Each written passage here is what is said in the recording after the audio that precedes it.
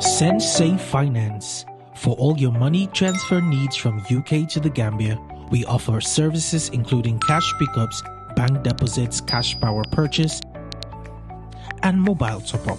Pick up at any MSJ branches throughout the country. We are open for business every day, including Sundays. Download our easy-to-use app and enjoy the best rates in the market. Available on all Android and iOS devices. Kerr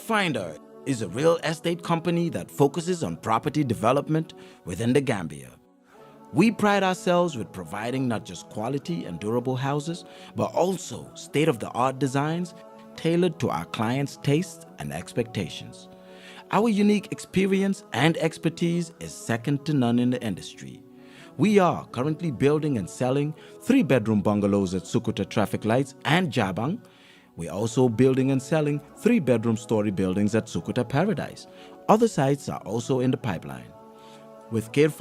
payment options are available. With just 40% deposit, you can get your house started. For more information, contact us on 329-5188, 727-0049, 709-8418. You can also check us out on Facebook and Instagram at Kerr. With Kerr, you are assured of a secure investment.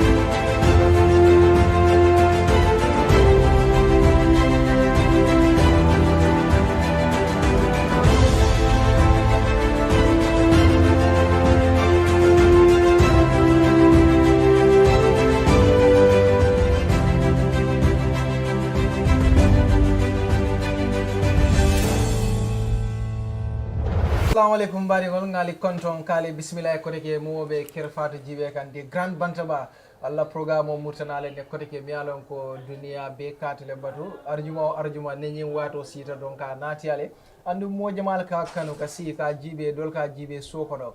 dol bijele mi alon ko ka jibe la mobile le kono bari ba jibe la dawda mba fule ko bismillah abarka bake kamol no manyamen arjuma nenyi wato sita programme la mi alon ko abe dunia be to andu mo be ba fakane sain loko ngalun taw naati yalla jende mi alon ko naka kacha politiko ko la Gambia banko kanjang bari aliyalo ne ko be paranido ke kan carte fayo la mi alon ko a warta bakele Gambia banko kanjang wala mayoral anin chairman election mi alon ko sambi itol fanan na nyo sabobe sila jang wala tinna be lundangol naati kan ale ne mi alon ko e mo molleti mi alon ko itol fanan da be bulala nyo sabo ko mi alon ko a wala be kira ngalun tan do naati yalla ne nyaata do mandin dron alba kango moy la bari alba jelale fana manke moti mi alon ko ato ma bota Gambia banko kanjam bari janni wo of course men na moldundele ni moli nyo konton wo kola ngana dum programme oro janni men na moldundele don kana sponsor tenduke jey bake bari to leati ndanyum programme abe bore kan ando abitaka nyama folo ko ngafu mole nyamen don Kerr mu korda wafi bundalti mi alon ko nyontangolem tapale ya ko mantre la kol kono ni korda sanje sitano yela e sino ite problem sorola wala tinna fang sonta pour isi najang pour advertisement o ke jambari Kerr mantra tapale ya ko to woto momo be sirin korda e laftala Gambia banko kanjang i laftala dawada nak i lafta lola le fanan i kawo be kele Kerr andon ite problem sorola isi la korda kayto soro katabake andon watara fana ite batala woto alta Kerr al bela nombal jelale be tarabore kan screen o duma don al nali commande don al sikorda soto al lafta la dawda fa lorim bandingolem fo kene ken sangolem ka be wafile baral sitano fanan Sensei Finance mu kodi ki bundalti mi alon ko sa Gambia be batele yuskan dindingol fon ya kala mutale munem Sensei Finance akamutele ko sangie molde hande ku jamalto bunda keme fula nyongale wala sota man jare pour eta ye loje pour ka ramfang problem mo soro le katale ila kodota andung ila bunda kime fulo jama balu bi jele mi alon ka be lafala aman jare pour kata nawe kata kaspa sangoda altela abo download from play store albe sila sokono le kaspa sang albe sila sokono le bari ale credit ko fanan sang sa dinding kiyo bitiko to abantale aning se finance atul albetul fanana no mbal jela screen o duma nge tentu ke jay bake kanyum programme o fasa ka sembenti andi nene benen arjumala wat ñewat ni jërëjëf Buuba di kontaan rek ni ñëwaat nañ fi beneen arjuma pour jàkkaarloo ak askan bi suñ naataango yi nga xam ne saa yu nekk ñooñuy seetaan ngir liñ leen di waxal liñ leen di indil mu doon liñ soxla waaye ni ma koy defee rek saa yu nekk duma mun a commencé te duma gërëm borom kër gi muy Fatou Fatou di ko wax ne rek xam nga olof def ne ku la ji taranga ci ku la teral ci lim am kon kooku noonu war nga ko mën a delloo njukkal ci li nga man kon ñun ñëpp ñu war a toog fi nii ne Fatou yow di la ñaanal fan bu gudda di wax ne rek yal na ci li nga jàppa yal na sax am njëriñ ni nu dugub amee njëriñ te di wax ne rek ne sa dal moo tax yaa ngee dollee ko di dem rek so ñun duñ la gërëm lu mooy ñaanal la yàlla nga yokku sa li nga nekk mu am njëriñ yàlla def si barke yàlla teral la ak sa famille ba nga yëg ko. Thank you MC. jërëjëf Buuba maa ngi la gërëm di gërëm ñu seetaan programme bi yëpp ñu nekk si réew mi ak si diaspora bi di la wax asalaamaaleykum. Thank you very much MC. Of course sirfo ila mo bi atija. Buuba ga namu amantara yambi no bari ala ila mola ifana na mola nde na mola ala barka bake mbadon lu comment dal takaka nyamin arjuma kanale jang ka kacha gambia kola pultu kola ko me alon ko wolle be kere bi fana la luntam basuro ale jam me alon ko nabe kacha kala me alon ka be kala kacha ko man baate ala la telephone fita ale siye ale jibe be na korratio fana ba konton na ba jeyla because mole me alon ko alhamu men wala ni ka mul kalam tandi ko le me alon ko wolle be kere gambe banko kanya ana timo mu be ba fulal ko la baraka baate. Thank you very much. So bidum akabunta fafa mannano because ay sangole soto be duwala don tala fre alamane manin kafar kila et fafa bi atata kiangle bayri ngay sangole soto wala tinna mamma be no bari ay mo bulanan de mi alon ko anata to yala min kira talibo konjirati amanke moti mi alon ko to ma bota gambia banko kan jandina ra politiko koda mole mi alon ko di National People's Party NPP aketol support andonga lota nung ñing carte fa fa wala mi alon ko wala tambira bari alaman na harje ata fanam be tarrajang bi fafay pour ga la party on defend talibo ebe on Kerr Fatou afrika bake ngal be konton ka mbuñañi Bantaba to jambi no be din talib be dila jar ko project jelo fula saba na yo fodro na tambito wala drum ikara on to ebe sauna yodi be mbe mol contona do pour ka fale ko on contanta bake kana kam mabe ñi programme o mfanan kanyim programme o jibele bar bi ala entele mabe ndi jang invitation o to Kerr Fatou mba contona nala crew mol mumobe ni alpha bal men fanam be bi jang mbol fanam be contona men yalon ko bra different political parties pour kana ñi Bantaba to jang kan naban ko la ko ñi ka kacha e ko ño moyo tekirin kacha balia wala ka kumpo dum to dalilo ñin kam min bi jang kacala be men kan jibe fanam bal konton na kalten to kal jey. Okay, thank you very much walem talibo konjirati jannim ben lu ndaw dun la dom ba fala mol bi ko miyen bayo kara momo be diaspora mbal advice la ñin saliba mi alon ko le kana leta kararo la je baring karalo gambe jangatelem number 1 mi alon ko abe Serekunda Hydra Plaza musole mi alon ko abe business ola bari ala business o kono ayaning ala nya silan wala samba andum fana be mo jamal le mako kam bari original bayol wolle babule lafta bay sifa o sifa minna babulle aka kararo fana kele na tray be diaspora janning sari bay lafta karalo kela wala lafta bayo sanna sitano je Hydra Plaza shop number 4 abe wolto ala bitiko to mu beauty connect outlet CEO fo minkera Fatou ke dafeti wala Fatou karamo soirée ito lebiji nga Fatou tintuka je baake pour ka di Grand Bantaba pour ka makoy mbe bayring original bayo le be bul kabe nganyim bayo dum bi mobe ba faka jela ko bi yemin dum so mobe sitaje ala kumandi ala nombato 3934 388 wala alsa kumandi 3082 697 697 ñing mobile number fulol bebe whatsapp le nali a kumandi whatsapp fanan alba soro la jele ale original bayol soro na lafta fanan aba karla rene Hydra Plaza Serekunda sub number 4 abe wolto wokola mbinana luntango dundila mi alonko nsa fono le fanko hani ngabula diamuta dong molba lon nale mo jumalam mole mi alonko atelem president wati Rafaela Africa ni ko Africa bumi muso be Africa jang atela nyaton kaya amanke Gambia dammati amanke West Africa dammati amanke Africa karakilin dammati bari akamtele ko Africa mumi wala musol atela nyaton kayandi bari Gambia banko kanjang na capital o min keta Banjulti atele mu meyoti mi alonko abe siring science tenting andung ayala first time kele bayrin carte fayo kanasi abe second time nyinika nga natile pruka nyininka munatinna ayamira ko Banjulun kolu nyanta tamdo dilala le koteke nyimu multi mi alonko atoma mabo Gambia banko kanjang otomba bismillah la meyo nyingla dalal si di Grand Bantaba. Asalaamaaleykum wa rahmatullah gaa ji goo di leen wax ne jërëjëf bu amul àppa di kontaan bu baax a baax nag pour ñëw ci plateforme bi naka jekk dama di seetaan programme bii nii léegi du ma am jot na pour seetaan ko ba mu jeex waaye dama ko de seetaan lu bari di kontaan ci suma naataango Nene Freda di ko wax ne ko fi nga teg sa loxo foofu la macha allah I am so very proud of you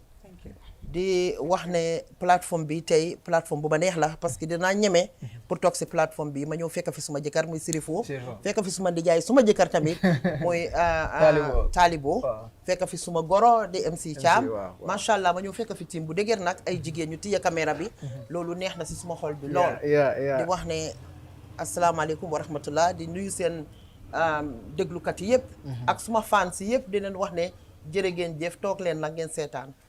Thank you very much. Mom Lañ Amtey, of course, I'm the mayor of Banjul, also the president of Rafaela Africa, Her Excellency Rohey Malick Lowe, Mom Lañ fi Amtey, dañ waxtaan ak moom tey mbiri Banjul nañ wax si fànn yu bari nañ ko waxtaanee tey waaye mayor fu may njëkkee moo nekk ne sa first time bi mu ngi ñëw jël lan moo waral nga foog ne waa Banjul dañ la war a vote pour nga dem second time. waaw buuba loolu soo ma ko laajee dinaa ci kontaan waaye njëkka dinaa wax waa Banjul ne jërë ngeen jëf si mandat bu njëkk bi ngeen ma jox mu juróomi at ak confidence bi ngeen am pour tànn di first female mayor muy ron de capital loolu mbégte la si man ante awma seen fay maa ngi leen ci wax jërë ngeen jëf parce que eggal ngeen turi Banjul fu Banjul musuta eggal ngeen suma tur tam fu suma tur musuta egga kon awma seen fay lu di leen wax ne jërë ngeen jëf dina wax ne nag ñaareelu mandat bi ma jóg pour ut tamit ñëw na waaye comme li nga ma laaj rek lu tax nit ñi war maa sànni laat karta man dama wax ne buñ seet si man ne jigéen laa utuma sympathie parce que pour run the affairs of capital dafa war a uppa ñuy seet si sympathy votes li ma wax mooy ne seet leen si li nga xam ne moom laa liggéey bi maa ñëw dama amoon manifesto boo xam ne lu ñuy wax téere boobu laa jëloon dugg ci kër gu nekk jaay ko so si biir manifesto bi boo leen ko seetee at that time Banjul ni meloon wax naa leen ne bu ma ñëwee dinaa wécci Banjul te alhamdulilahi rabil alamin waxuma ne mun nañoo def lu nekk waaye macha allah am na lu bari loo xam ne mu ngi woon si manifesto bi def nañ ko ne woon nañ leen ne suñ ñëwee dinañ restructure council ngeen may leen di fàttaliku ne keroog ba nga xamee ne ñu egga nañ council dañ fekk council amul courant amul ndox ñu góorgóorlu nag macha allah ba delloowaat fa courant delloowaat fa ndox mi parce que xam nañ ne capital su dul capital sax institution mënut a daw mënut a dox si ñàkk courant ak si ñàkk ndox ñu ñëw fekk council amee bor bu bari macha allah ñu jéem si Kalifin banque si nekkoon biir Banjul yëpp apart from Standard Bank ak Sahel Bank Banjul City Council banque bu nekk la ameloon bor ñu góorgóorlu si nag parce que xam nañ ne loolu su fekkee ne góorgóorlu wuñ ba mun a fay bor yooyu noonu am na lu bari loo xam ne dañ ko bëgg a def duñ ko mën a def institution bi nekkoon si jamono boo xam ne nit ñi amuñ woon confidence si Banjul City Council dangaa bëgg a jënd dara si nit sax soo ko waxantee moom ba pare du ñëw parce que dafa naan amul confidence su ma ñëwee suñ jëlee suma bagage si duñ ma fay yooyu yëpp xewoon na fa macha allah ñu gisoon ne staff bi tamit capacité ñàkkoon na fa am na ñu bari ñoo xam ne soo leen ooyoon sax pour laaj leen kañ ngeen di liggéey Banjul City Council kañ ngeen doon liggéey Banjul City Council mun nañ laa wax kañ lañ fa doon liggéey waaye pour am ay seen record pour xam ne kii mooy Safi waxtu bii la fa doon liggéey waxtu bii la war a dem retirement yooyu yëpp daf doon nekk problème soo gannaaw bi nga xamee ne defoon nañ restructure si lañ indi records office ku nekk xam na ne records office musuta am Banjul City Council lan mooy institution muy daw te amul records office bi dafa am njëriñ parce que mooy tax nit ki si boppam ñu xam ñaata nit ñoo nekk ci biir institution bi kañ la kii door liggéey kañ la war a retire su retire lu mu war a am yooyu yëpp records office bi moom mooy place bi nga xam ne moom mooy liggéey loolu yàlla def ma la ñu nag ñu teg fa jigéen joo xam ne macha allah yàgg na si institution bi soo gisee ñu indi ko muy Anti Horeja indi ko pour mu nekk si place boobu noonu dafa fekk ne am na institutional memory bi ñu xam ne kooku suñ ko fa indee pour mu def loolu macha allah dina ko mun te mut na palaasam loolu alhamdulilahi rabil alamin tey soo demee Banjul City Council bépp a ko faa liggéey tey xam nañ la xàmmee nañ la waxtu bi nga fa dooree di liggéey soo demee ca kayita da nga ko faa fekka kon ku nekk am na sa file boo xam ne ku nekk dinañ la xàmmee gannaaw loolu tamit ñu am lu ñoo wax procurement office bi ñoo ñëw fa Banjul City Council fekkuñ fa a procurement office tey establish nañ a procurement office with a qualified procurement officers ñu ngi fa alhamdulillah loolu tamit beneen achievement la soo seetee Banjul City Council the accounts department dafa mel ni it was very very vulnerable tey am nañ a professional accountant boo xam ne hire nañ ko mu nekk fa am nañ digital clock in and clock out loolu tamit lu moo indi mooy dafa add value to the institution parce que tey koo xam ne liggéey si woon dinañ ko xam koo xam ne liggéey si nga tamit dinañ ko xam soo seetee scholarship yi xale yi yooyu yëpp mu ngi woon si manifesto bi yooyu tamit ñu ngi cee jéem ñaata nit lañ Banjul City Council di fayal tey scholarship bari na ñi di dem high school ñi di dem university ñi di dem MDI macha allah ñu cee góorgóorlu bu baax a baax a baax kon buuba tey su ma bëggee toog fii pour wax ne li nga xam ne moom la Banjul City Council def te ñu ko méngaloo ak manifesto bi macha allah bari na torop EU project soo ko seetloo EU musu ta jox xaalis local government waaye biñ ñëwee dañ xar suñ tànki tubé yi ñu meeg soo ne EU bala ñoo dem si executive bi di leen jox xaalis ne ñëw to the local level because local level bi foofu la impact bi nekka parce que ñun ñooy nekka ñi nga xam ne ñoo jege nit ñi torop tey macha allah for the first time in the history of Gambia EU ekkati xaalis jox ko local government so loolu yëpp sant yàlla la bi ñoo ñëw fekkuñ benn moto mbalit boo xam ne mu ngi nekk operational si biir Banjul City Council amut waaye tey ñu ngi am 4 moto mbalit yoo xam ne mu ngee dox biir Banjul paani mbalit fekkuñ ko woon ci kër yi tey kër yi soo demee paani mbalit yi ñu ngee baawaan kon dafa mel ni wax dëgg yàlla defuñ lu bari Banjul City Council waaye am na coppati tuuti rek boo xam ne def nañ ko soo demee si marché bi fekk naka la wana ki meloon wana ki yaaxu ba nga ne lii lan la waaye tey demal si marché bi di nga gis wana ki naka la mel Banjul City Council bi ñoo ñëw dañ fekk Banjul lëndëm waaye tey macha allah alhamdulilahi rabil alamin soo demee Banjul la nga leer nañ kon loolu yëpp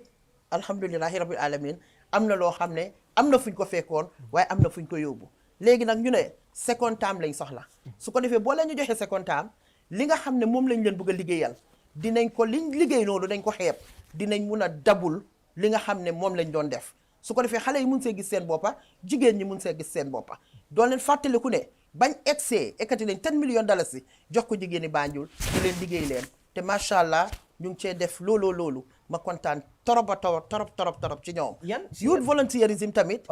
yàgg nañ ko wax xale yi egsi na nag ma ne ko egsi na macha allah biir Banjul léegi tey du mut 1 week sax di ngeen gis li nga xam ne moom la ñoo def si youth volunteerism. Okay, léegi these are all achievements because time bi nga doon campaign you did some of these promises léegi you are telling them that you fulfill nga all these promises léegi you need another term. What are the other areas yoo xam ne bëgg nga si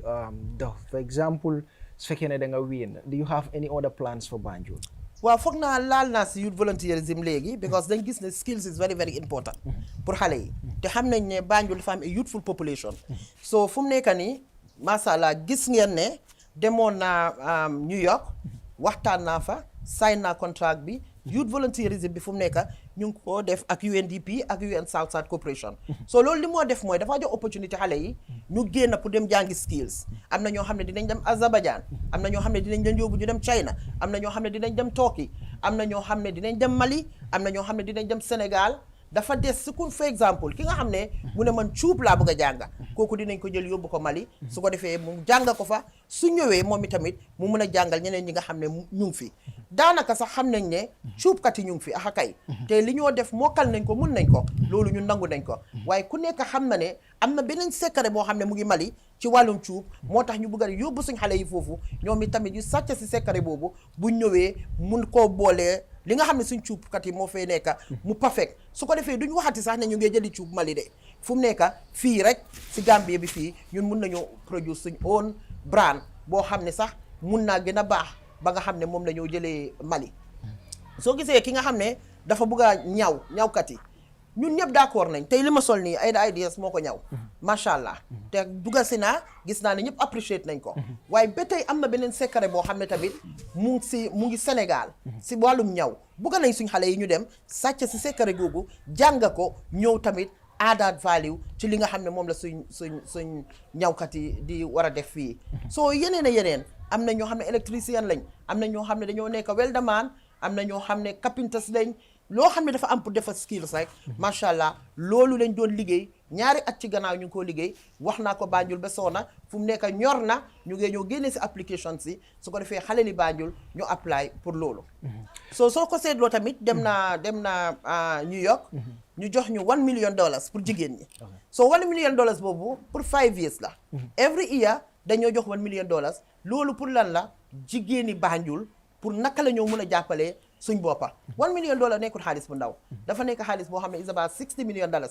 te loolu nekkul ne dañ la ko may bor dañ ne jox ko jigéen ñi ñu liggéeyee ko so da ngaa gis ne jigéen ñi nga xam ne first year bi am nañ ñele tamit am second year ñele am si third year bi ñele am si fourth year bi ba si fifth year bi incha allahu rabbi su neexee yàlla fooguma ne dina am benn jigéen boo xam ne mooy war a toogati biir néegam jigéen ñi dinañ mun a génnal seen boppa mun a daanal doole seen boppa parce que ku nekk xam na ne jigéen ñi dañ vulnerable suñ góor yi macha allah dama ko dee wax every time nekkuñ ñoo xam ne Gambie ni mu bindoo suñ góor yi they are not multimillionaires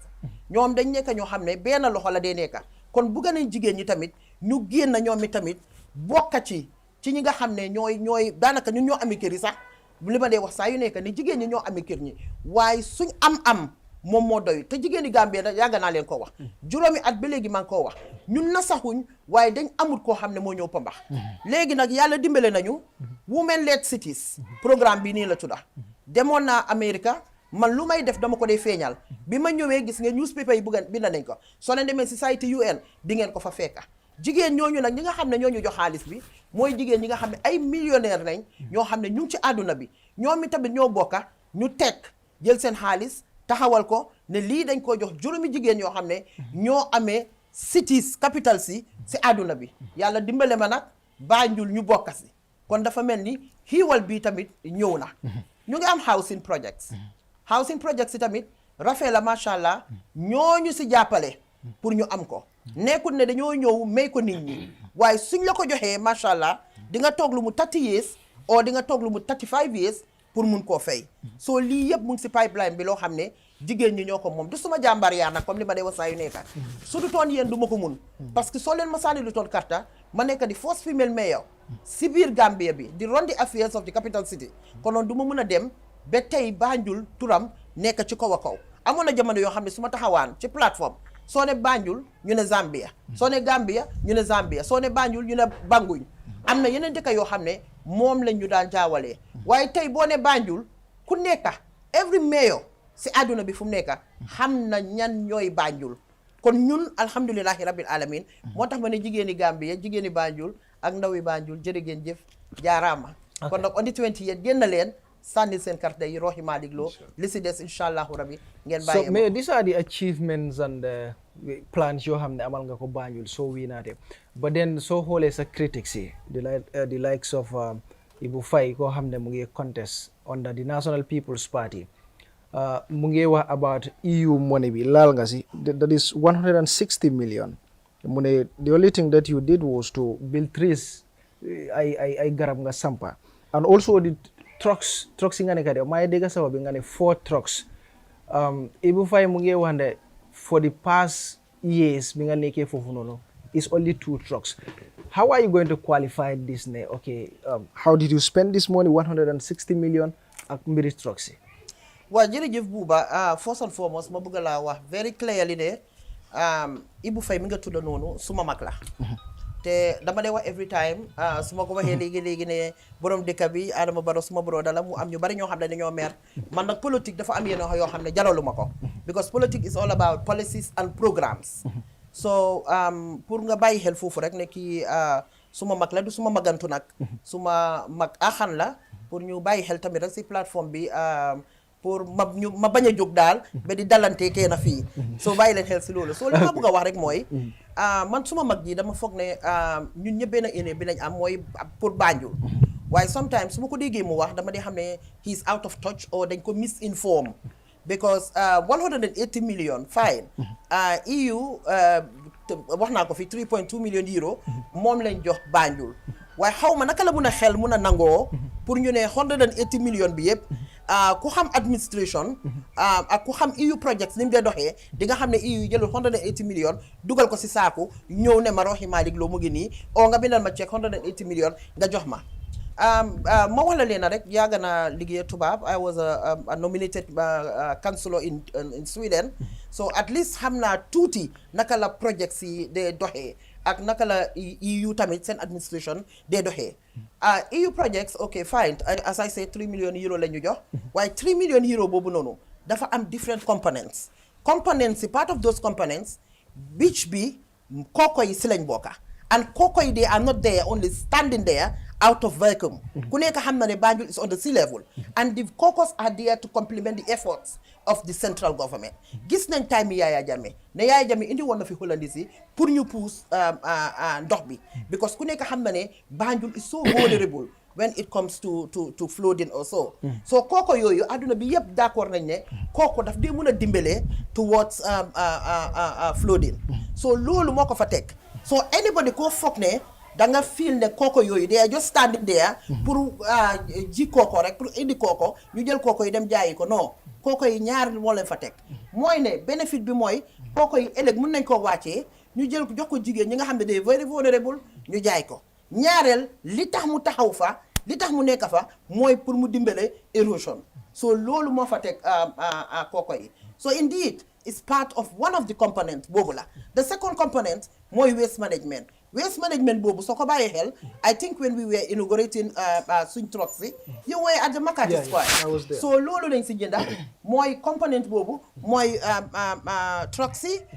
mooy bins yi that's the second bins yi nga xam ne moom lañ indi if you remember the first bins yi nga xam ne 2019 yooyu la Banjul City Council jënda the second one mooy bi nga xam ne moom la EU project bi jënda and the third one bi ñoo nekk di joxe ni right now mooy bi nga xam ne Rafela moom la indi I stand to be corrected and I want to put emphasis on this ne first bins yi nga xam ne moom lañ jox waa Banjul City Council si lempom si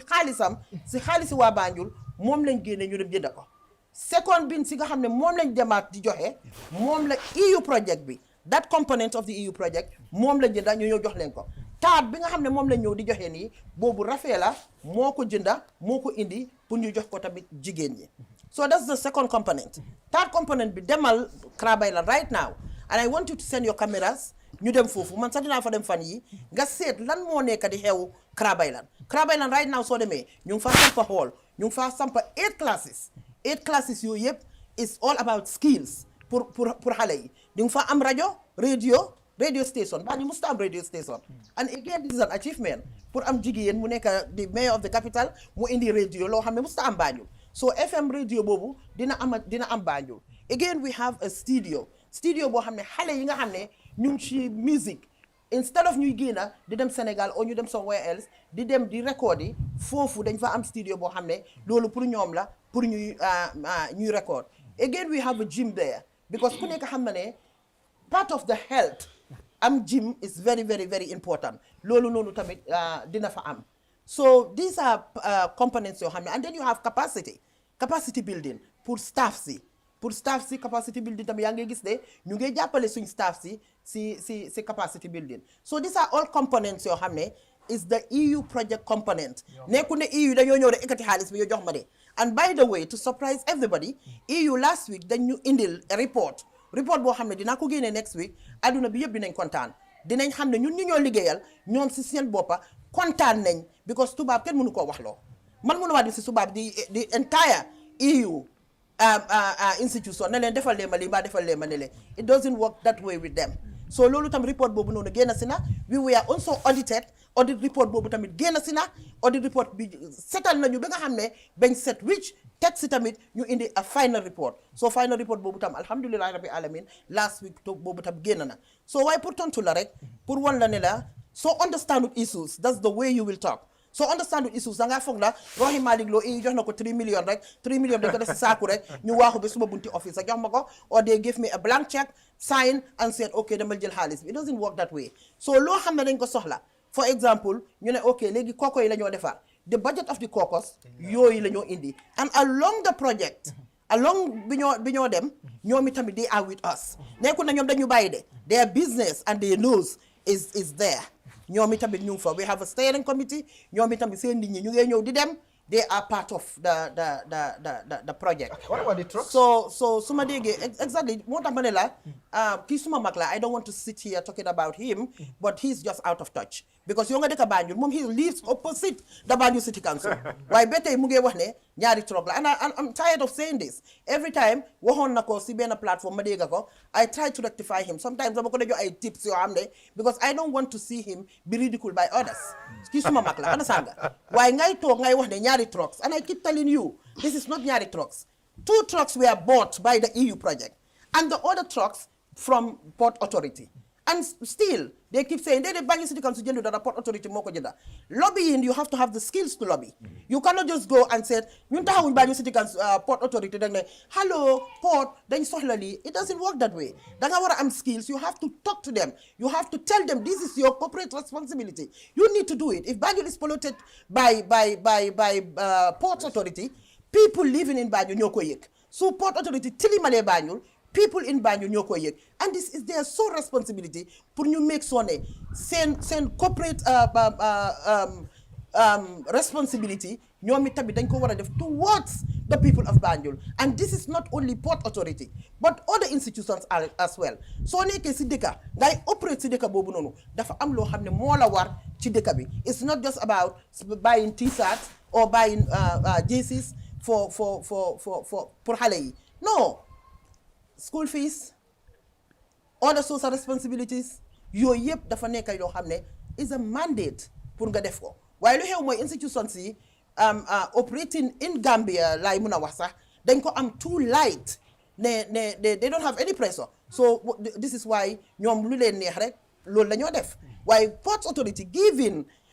Banjul City Council 2 trucks it's not for us to celebrate what is 2 trucks 2 trucks is less than $10 million. An institution like Port Authority, I beg your pardon. So it doesn't work that way. So problem bi mooy ne he just don't understand issues. So lolo tax muy run away with you know. touch on 2 parts balaa ñu ngi dem si election bi ma dugal suma panel bi. There is a school. am na school boo xam ne mu ngi sa under because these are things that are part of your programs and they are under the council. I want to understand how you are working with this school because the allegation is school boobu noonu bokk na si school yoo xam ne dañ dellu gannaaw in Banjul and also school bi is under the council and the other allegation is you have not been paying your staff for 6 months am na time boo xam ne fayuloo sa staff is 6 months these are allegations yoo xam ne ñu ngi génn for especially for your opponents yoo xam ne ñu ngi contest. How are you going to respond to this? Okay, as I said, I'm not the politician boo xam ne dama ut dëkk bi ba pare génn di mislead people. I don't do that. su ma demee di uti karta I talk about my programs and policies and I tell people the truth because my integrity as a young politician is on stake. So duma dem foofu di wax nit yi lii ak lii. So about not paying the staff for 6 months foog naa xel wunta war a mën a nangu loolu sax. loolu it doesn't make sense. So what I'm saying mooy ne dama bëgg yow nga dem dugga Banjul nga seet anybody or any staff boo xam ne is Banjul City Council mu taxaw on camera mu ne la 6 months fayuñ ko man dinaa ko match su 6 months suñ ko fayul dinañ ko fay ba pare ma match ko. So it means instead of 6 months moom dina am 12 months. So these are wax yoo xam ne xel munu koo nangu xel munu ta nangu ne Banjul City Council okay sometimes we do have maybe problems here and there nga war a fay nit ki on the 1st doo ko fay xëy na ba on the 5th you know. So these are history in councils especially when it comes from September October November December boo xam ne councils from August upwards revenue bi yëpp collect na ko. So suñ demee ba si suuf ba at bi di jeex si council si they start struggling and this is not only Banjul City Council but there is nobody musuta am Banjul City Council mu toog 2 months nit toog ne man fayut ma loolu dama ko bëgg a am on camera loolu dina ma di woon ko ne nekkul dëgga dafa dem mu toppa di train of the truth ñi nga xam ne ñooy wax dëgga ñooñu laa dem toppa. Coming back to the issue of the schools yi moo tax ma ne la he is out of touch because everybody knows schools is not under the responsibility of councils. Schools ñi ko amee is national government ñoo ko amee they are under basic education basic and higher education. We are only there to complement the efforts of government. So Gaba Jahumpa yes Banjul City Council by default ñoo moom Gaba Jahumpa and we are proud pour wax ne fine ñun ñoo ko moom. This is the history the history of Gaba Jahumpa. But everybody knows at the end of the day now all schools now are under central government. Amul dara loo xam ne moom la fa council di def. Council duy fay teachers. Council amul wax si 9 ngeen di door mbaa 10 ngeen di start. Council du dugal du dindi. So ñun naka la ñoo am ne nekkee default ñun luñ def mooy we have the board and we are paying the board. So and we are there because school has something to do with Banjul City Council. So we complement them. So anything, and it's not only Banjul City Council. If you see the last time, I'm not fi package boo xam ne teachers yep I choose from all teachers ma yóbbu leen jox leen capacity building. All of them went abroad for capacity building. I did not go only to Gaba Jahumpa and said okay jox ma 10 teachers. We took teachers from Gaba Jahumpa. Why didn't go from St. Joseph High School and other schools? Ñu jël leen jox leen package bi guide them to keep put capacity building. So because I think it's my responsibility, it's part of my responsibility as a mayor pour ma also jël suma bëti def ko si school si because suma doomi ñoo fa nekka suñ xale yi ñoo fa nekka suñ youth si nga xam ne ëllëg ñoom ñoo war a am the affairs of this country ñoom ñoo fa nekka. But and again let me tell you one thing to surprise you. Gaba Jahumpa ñoo génne the best results in Banjul.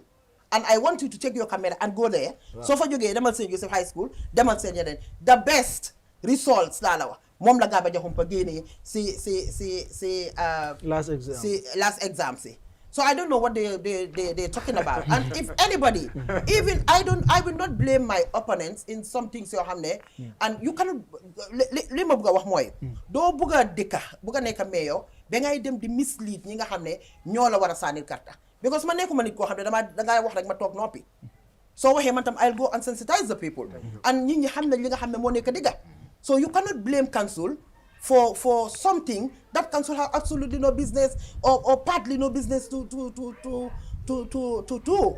So I think if he was honest, then the central government help kaay leen lii ak lii laa gis Gaba Jahumpa ñëw leen understand nga. Why you cannot just go and say that okay council be ABC as you said. So set it right, set the records right. Council nekku defay teacher Gaba Jahumpa because Gaba Jahumpa is our school, yes. But it's not under our responsibility. ñun nekkuñ di fay seen teachers yi nekkuñ di wax seen syllabus bi naka la war a demee ne ok da ngeen di jàng maths ma English da ngeen koo bàyyi. nekkuñ di wax ne time bi ngeen war a start nekkuñ di wax ne time bi ngeen war a close. So loo xam ne nag borom kër bi sa amul kàddu si këram kay sañ naa wax ne fii dëkkaatuma fi. Okay. So I'm sorry. Okay. All right. May we go straight. Lan moo nekkoon problème bi. You have all these plans yoo xam ne achieve nga ko am nga other plans for Banjul waaye gis nañ ne for your party the United Democratic Party you put a lot of candidates during the council election boo xam ne romba na fii nii while this was a disappointment on the side of your party, a councillor yoo xam ne isi woon nga ko Banjul. Out of 9 candidates, you were able to secure only 2. The ruling National People's Party, you win 7. Lan moo nekkoon problem. Well, Buba ma wax la rek ne man I'm a Democrat and I always respect the verdict of the people. Why bul jël councillor election nga jël ko foog ne moom mooy decide mayoral elections. I'll take you back to the time of my very own father, Uncle Laiba. Time councillors am yëpp opposition lañ. Soo demee to Pasala Dieng, time councillors yëpp opposition lañ. So lu ma la bëgg a wax foofu mooy ne councillors is about who you know, gox bi kii suma mbokk la kii suma lii la kii suma lele la. Understand what I mean? And mayoral elections is all over. And I will tell you, you will be surprised. And I don't want to go too much on that councillors election because, as I said, man, I'm a Democrat, and I have to respect the verdict of lan la nit ñi bugga. Su fekkee ne indi naa buuba ma indi neene nit ñi ne neene lañ bugga bugguñ buuba because this is about Banjul, understand nga? And it's not about kii suma opposition la or kele suma lii la. If they are taking it that way, man lu ma gis rek mooy luy yóbbu Banjul si kanam. Lu ma gis mooy the interest of Banjul. And I think the interest of Banjul mooy ngeen bàyyi fa ki nga xam ne juróomi at ci gannaaw mu ngi doon liggéey ngeen bàyyi ko mu jekkali dan nga indi koo xam ne xamuloo su ñëwee fan la starté nga indi ko, it will just bring a setback for Banjul. So and I think su ma ko if you want to resonate dafa mel ni Banjul man nataal bi ma gis mooy bàyyi leen fa ñi nga xam ne ñoo doon liggéey ñu jekkalee ñoom dan ngeen indi ñoo xam ne dañ ees. So man nii laa ko that's the picture I built. Yeah. So it was about comme okay li mbiri gox la kii fii la dëkk so nañ ko sànni it was about that waaye balaa election bi because dama bëgg a ñu waxtaanee fii balaa election bi there were a lot of allegations wax naa ko fii si one of our programs si Grand Bantaba fii that coow bu nekkoon Banjul ñun gisuma ko feneen about this ñu ne vote buying moo fa nekk I can remember Touma Njie at one time moom nekkoon na ni ko xam ne am na kum fa yóbbu police mu ne the person is from the National People's Party waaye gis ne after dañ ko kooku dafa mujjee ñibbi. But what was the actual problem? Was it vote buying? Was it there was chaos? Because this is tamit the amount of nit yoo xam ne génn nañ pour vote in Banjul compared to the previous election dafa mel ni ñu bari tamit voting this time. What was the problem? Wow, am nañu voter apathy loolu is true ñu bari génnuñ pour ñëw vote si I think reason best known to them waaye man dama assume rek ne it's because of Ramadan bi is one factor ne ñëwuñ and Banjul soo ko seetloo the demography of Banjul da ngaa gis ne 60% or 70% of Banjul voters are not living in Banjul so ku mel ni man nga xam ne suma 10 o'clock rek start naa di sona ñooñu they did not come to vote. Lolu also is a one factor. But again to tell you, man, I'm a politician, but I don't do blame games. No, I don't do blame games. Why put diagnose the problem? Luma gisek moy ne I think Ramadan bi amna a factor bo xamne play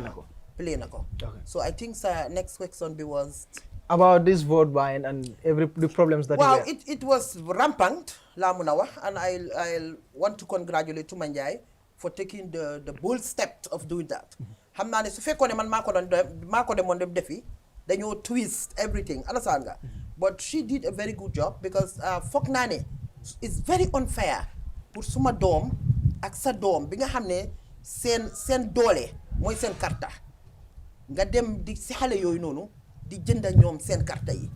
and also to congratulate xale yooyu noonu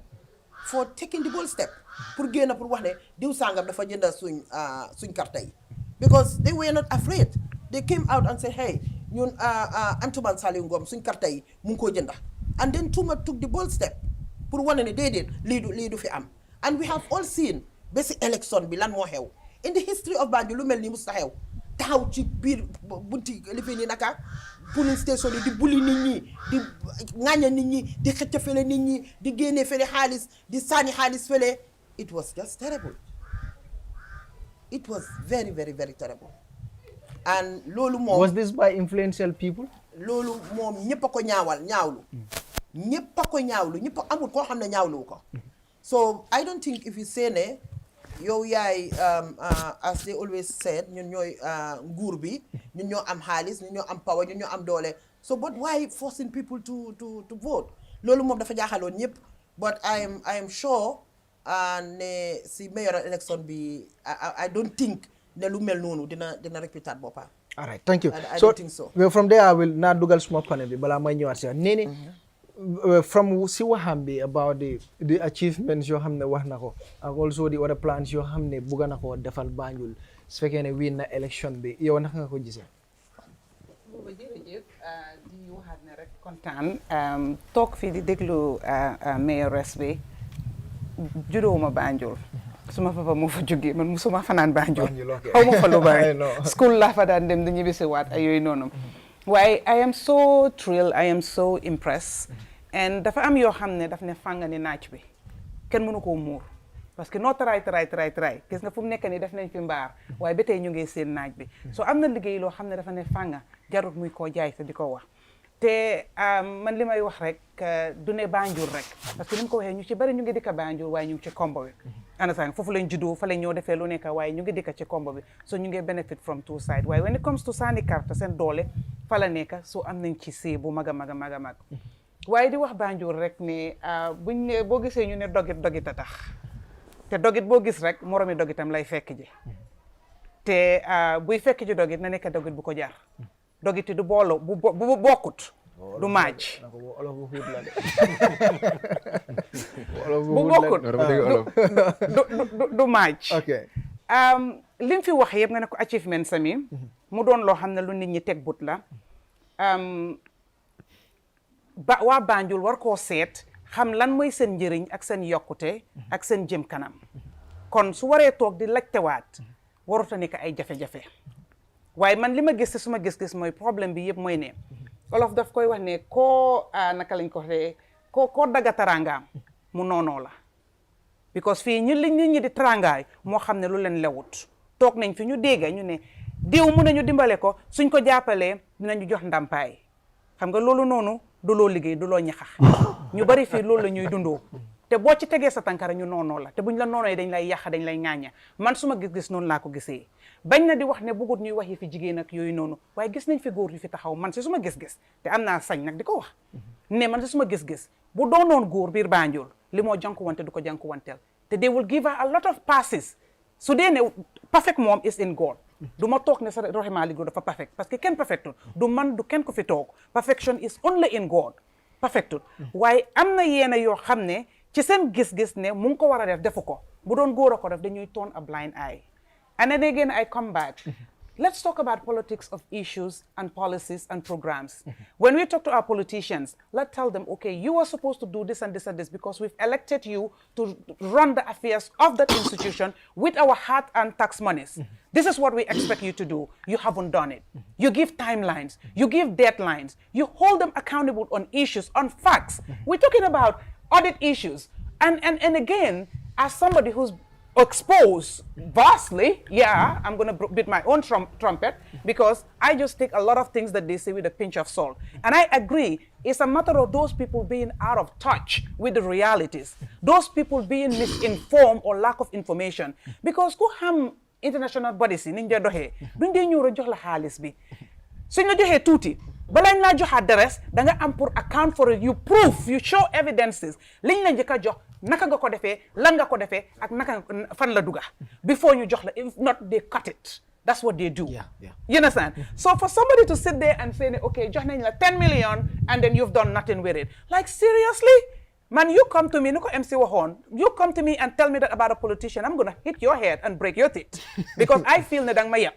understand nga so let's be truthful gis nga man ñaaka wax dëgga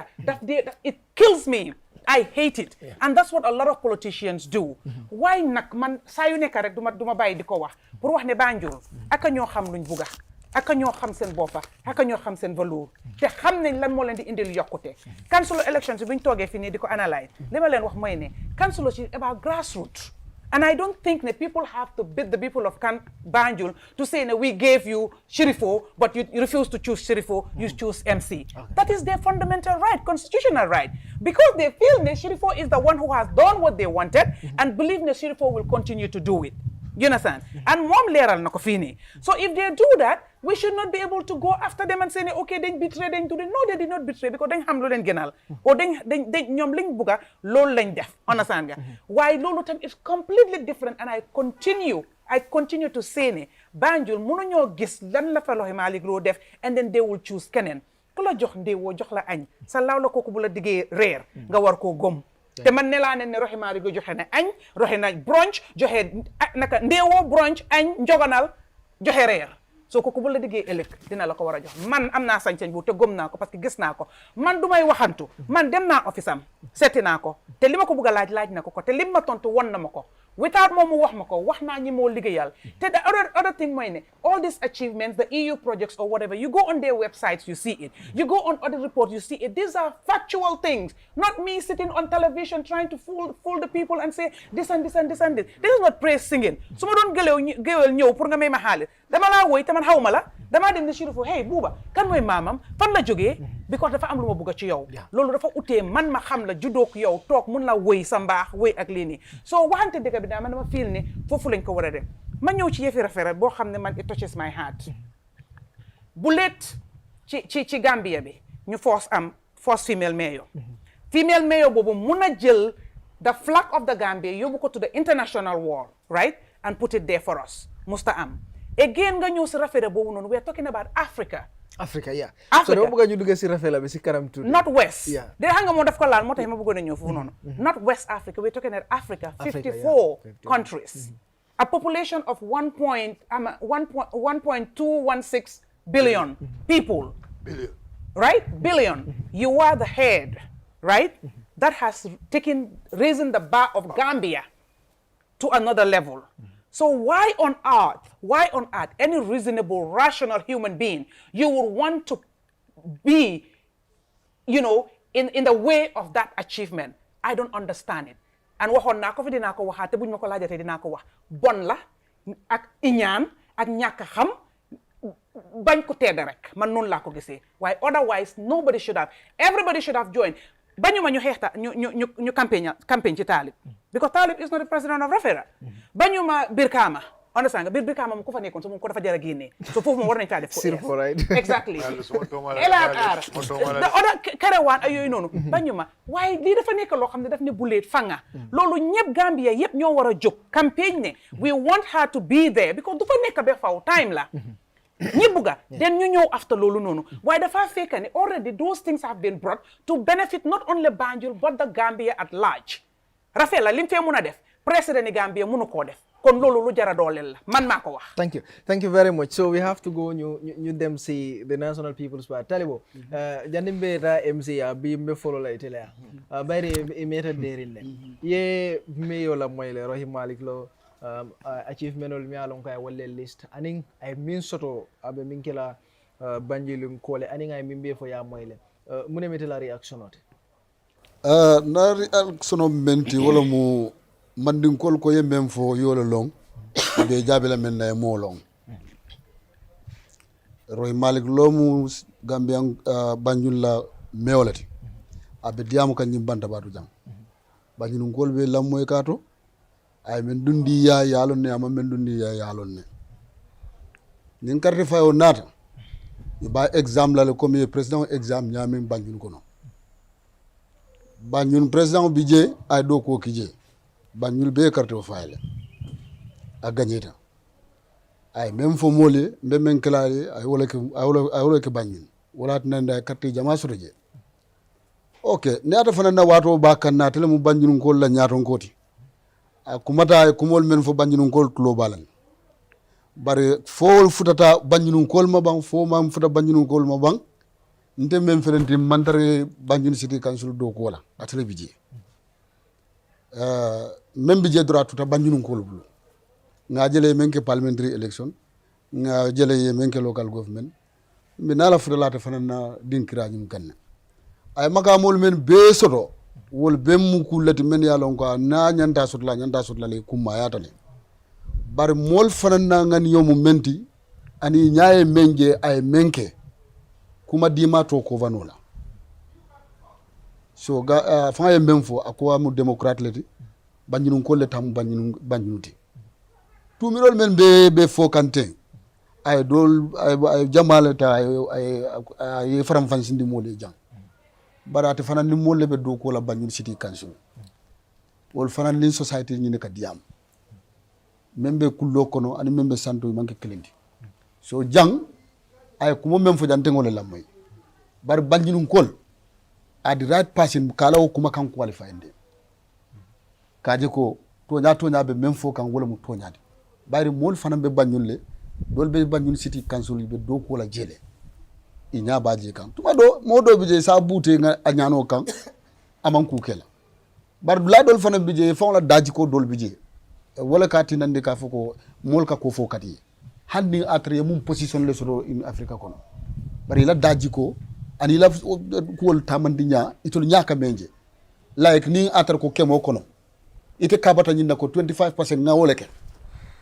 bar mol ke jibe nyame sanjo me yalon ko yakije ani tel kana mo men jo ani men ka muru mol kan ibe calculate la wala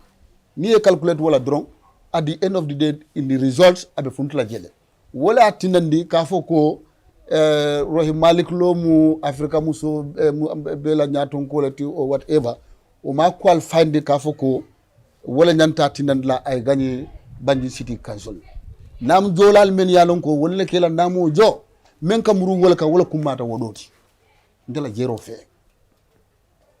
because mosi motale sake makamo dala har yo sitarje bar makamo nyin ko nala matmato to jirwa nati nola so nakato makamo question la babulje ma fila ko mantra na riga ma fa mantra na lan komin kam salo le foye okay yo yalon komin abakan nan ana la fele ite be jomal tala abakan na na fele ha ade ko fele mantra kan na tele hani de yalon man ni gole kuma kilin ne foye ko ala ba kan nan waye tere lale bara la fele inyanta wut la borode banyi nun kolu ibe diamu kan ne dumandi ibe diamu kan ne dumandi yalo ani molle be do ko la in the local government non comme nga fo nyame is grassroots politics okay wato dolu folti carte faylal fawl lale wato dolu folti carte candidate wala atani ben be do ko wala pour ka ila o kabilo ni ke sembentuya yol boyndi we signal o men nati wala nyindi ko something is wrong at somewhere else. Okay, so say ite kata num Banjul e man ko ya fa nyame be man sabati Banjul nunto e kata Banjul sayem fana e kata Banjul do you think what difference bijele do ko la karola kabrata sita fa man traje awa difference men bijente nga menje yalo man sakunda ndiwni man sakunda bale be do ko la je bare ngaje silol men do kuta je wotu mon te molje bare nga menje wala mu nyinti ko president fundita katele ya je do ko la man sakunda bale je wala tan ne bring exam on ta president la karola ya examine ya je ka fo ko ay atele o silol kiji e carte fay so na de fanan ko ay nyin dol leke wala tan ne ko banyi dum kol bala moy kan na dara te men fo wol futata e ba fanan ko wal fandi lan ba kan okay so wala thank you MC jërëjëf Buuba xam naa dégg naa waxtaan yëpp lu ma bëgg a wax rek mooy di woot xam nga man mbiri Banjul suma wax bariwul si waaye dama am lu ma gis léegi mooy ay góor yu pare pour xeex jigéen loolu laa gis Banjul parce que soo xoolee dem na ñëw yëpp ay góor ñoo taxaw pour xeex jigéen nga xam ne loolu warta mun a am parce que gis leen achievement su nga xam ne wax na ko fii Banjul démb ak Banjul tey nekkul benn fan la jëlee council bi mu ko jëlee overdraft dara nekku fa ñaata bill la gaay bor la gaay amoon nawek yi fekk na ko si council bi so sa first time mun loo ñëw fekk council mi ngi yaaxu nga war a expect mais war a ñëw liggéey yëpp ñu complete yëpp because soo xoolee barki de ma jaay sauvé génn na fi waste management kan a jël force the biggest achievement of project si municipality mooy mbalit am na jamono foo gisee moto mbali si Banjul au KMC dafa nuree comme jamono xam ne kon su offee su waree am ñu dee célébrer si mbedda bi mbali mooy number 1 moo jël force sauvé bi nekkul ne UDP ñoo ko def wala NP ñoo ko def independent body la ñoo ko def ñoo def sauvé bi ñoo def sauvé bi parce que xam nga lu ëpp si council si dégg naa council si den crop council den def nii sàcc na xaalis si réew mi sàcc na xaalis si council si loo fa dégg si ëpp yëpp nekku dégg amee ni nga liggéey si council si sax xamul nekk si council si kenn ku faa liggéey bañ na meew bi bokkun parti mu génn waaw si ay tuumal nga xam ne sax doo xam boo ko fi génn c'est waa ñu ne 60% of our revenue dafa reñu back to the people ñaata nit ñoo nekk si council si ñi ngi daan liggéey fee revenue council seen revenue lu si ëppa si marché lañ ko jëlee ak si bitigi borom kër yi ñaata borom kër ñooy fay naka seen naamu si kër yi si seen council rate si parce que soo waxee ñu ne waaw lu ñu léegi naka xaalis si council si ñëwul si ñun la du ñu ngi fay si council si tey soo demoon tey si Banjul wala KMC am na amee tey am na almost 5 years fayuñ fi rate si council si so kon tey lu xew Banjul ay góor ñoo taxaw because moom su boobaa su nekkoon ne beneen dëkk la nekkoon on oppose la war a def because xoolal achievement su nga xam ne isi na ko Banjul parce que kansulam bi nekk uti naa kansul woon soo bokk na man parti doo fa liggéey so dama feel like ne jigéen ñi Banjul ak ndaw yi lii seen opportunité la bu nangu ñu jël kansul def ko ay naka bureau political bureau ñu jël kansul si di ko use pour def politics di dépendre seen political activiste bu lu ma fi am gis naa some report nga xam ne entry reports yi nga xam ne read naa ko si council si balaa ñoom ñuy ñëw as mayor si council si read naa report si fa nekk lu si ëpp si xaalis si council si daf doon dem si ay political rallies events bring ay t-shirt yëpp mu ngi fa woon xaalis si council si report si mu ngi ëppul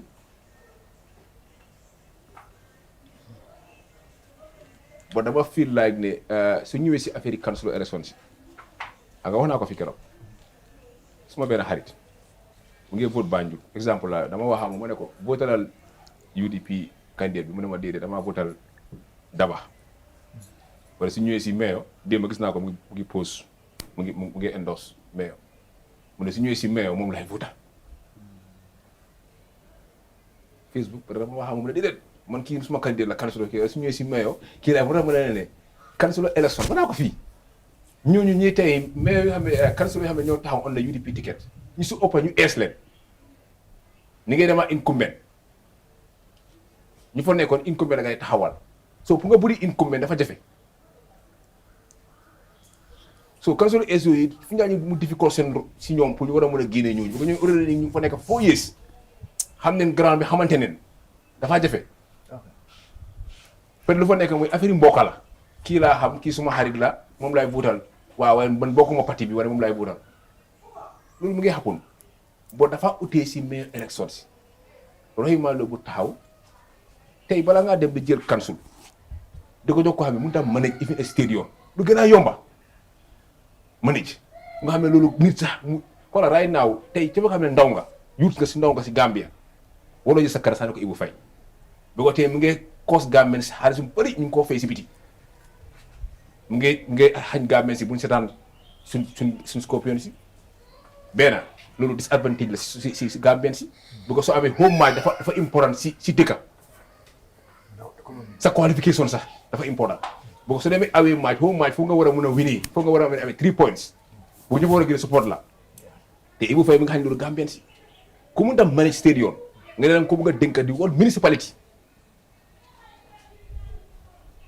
loolu waa Banjul war nañ ko mën a bàyyi xel du affaire politique waaye man gis naa ne dama gis kii Banjul léegi moo tax ma ne man léegi su ma war ci dugg ci bokk boobu mun maa gis ay góor taka seen belte pour xeex jigéen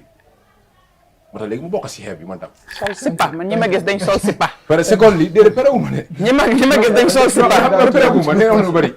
Nee na wax lu bari. Waaw xam nga pere woman. Su ñëwee si vote bàyyi. Xam nga lu gën a garaaw mooy man wax naa ko fi keroog ma dem vote si mbedda nit bëri ma si mbedda jox ma 500 ma dama sa buñ. Man naa ko fi. Tepp sa kanam loolu saaga mënut a passé loolu. Nit war a ñëw taxaw di la wax ne $500 si mu laa jox noonu soo ko bàyyi xel at bi $100 la si at bi muy 5 years mu nekk si meew bi 5 years la $500 si boobu labitaan yi amul garab kaas mu ngi yokk fu mu nekk dara wàññeeku si réew mi nga war a jox $500 so foog naa waa Banjul peut être am na man xam naa dinaa ko laaj question because am na lu ma dégga boobu sax di ma ko may ma laaj ko because Kelefa dégg naa mu ngi wax ne moom jëne nag bonus card yi yëpp nga xam ne bosam la woon mu ngi si loxoom so bëgg naa ko laaj loolu moom tam bëgg dégg naa lu dina answer question waaw so léegi lu ma xam mooy moom achievement sam bi comme ni ko nee wax la waa Banjul gis nañ ko gis nañ liggéeyam dem na ñëw yëpp lu si de ëppam mooy près ñu dee wax ne bu leen saanil opposition tey Ibou Faye opposition la de Ibou Faye opposition la kon waa Banjul bu leen saanil opposition ñu ne waa Banjul duñ against nguur Ibou Faye opposition la because moom mooy incumbent moom du opposition de kon bu leen saanil opposition kon bu leen saanil Ibou Faye because incumbent moom moo fa nekk so bëgg naa waa Banjul xam loolu ne Ibou Faye opposition la. Thank you very much, MC. Sirfo, muna mete la reaction at. Buba, abaraka bake, being content bake, na roy moy, abe development no me fokam. Yaje priye campaigno kino moye, priye mo wafino molma. Foye fenso to amari bul, me ya longo ibolo wafila molma. Anum ne roy la diamu je kabra start to the end. Alaw kumo damma nyanta tinna roye ke no opposed in Banjul. Council is about development, and those development me alongo council sulota wala roye obeken. And in fact, I mean nim mo kana akoy ko ye katro dinna anela manifesto la nata ayo wafima amani ke mut me alongo aning plans men na rayol be timman for a plans dol kapama that damma is an achievement. Rohey Malick Lowe kana as the mayor of Banjul. That time, I mean, Rohey ma fa Banjul nkole ko mbekala rafina le president. Rohey ma fa Banjul nkole ko mbe phone bond la from EU. Ama fa Banjul nkole. Those were plans melialon ko kabira sita. Ayaje ko these are plans melialon ko nyende ke kenole pour ka Banjul ta ka develop. Those are great achievements. If you look at the history of councils in this country, according to her, and not even according to her, but that's the fact. International organizations to be funding councils, Nimbanko Kanjang, Usembola Waro, B, a start of Banjul City Council. And no, if I can mem for Mole, it can make a campaign. I believe Banjul started a lot of people have gone to school. And they will learn from that. Because a Kanye EU fund member, according to Nenea Fole Roy Fonga. Let's take this example, the best example of that, let's take it from the Global Fund. This international organization, whatever money you mean dealer, before they give you another one, you have to clear yourself. For you follow. Well, then you give a Gambia government, covering Global Fund now audit. Yajako. I mean, ye Colombian dealer for the proposed new mena. There is a balance of 10 million. So that 10 million, they have to clear themselves before they can give them another money. Because it's a project. So likewise, I believe if it will come for about Rohey, Koroye Kodole Jun Judge, Neatara Wolebeje, EU is not going to disburse another money, another payment. Because that is where international organizations, that is the way a real organization will call Ekatama Nyame. So that fact may along I know the people of Banjul are well educated. And in fact, that is going to make a lot of people in Banjul to give them their back. Because they don't have nothing. They don't have nothing to sell to the people of Banjul. And look, Buba, yesterday I went to Banjul because when I understand that Rohey is coming to this platform, I went to Banjul to see things myself. Ntara Banjul no kunu, Rohey na tamadan sungula house to house, compound to compound. And I've been going to Banjul before. I've been going to Tobacco Road before. But the development I have seen in Tobacco Road, the development Consuliate in Tobacco Road, I believe the people of Tobacco Road are going to vote for Rohey, especially the women. You see, the women in Banjul, especially the young ones, they're ready. Kajako, Rohey support.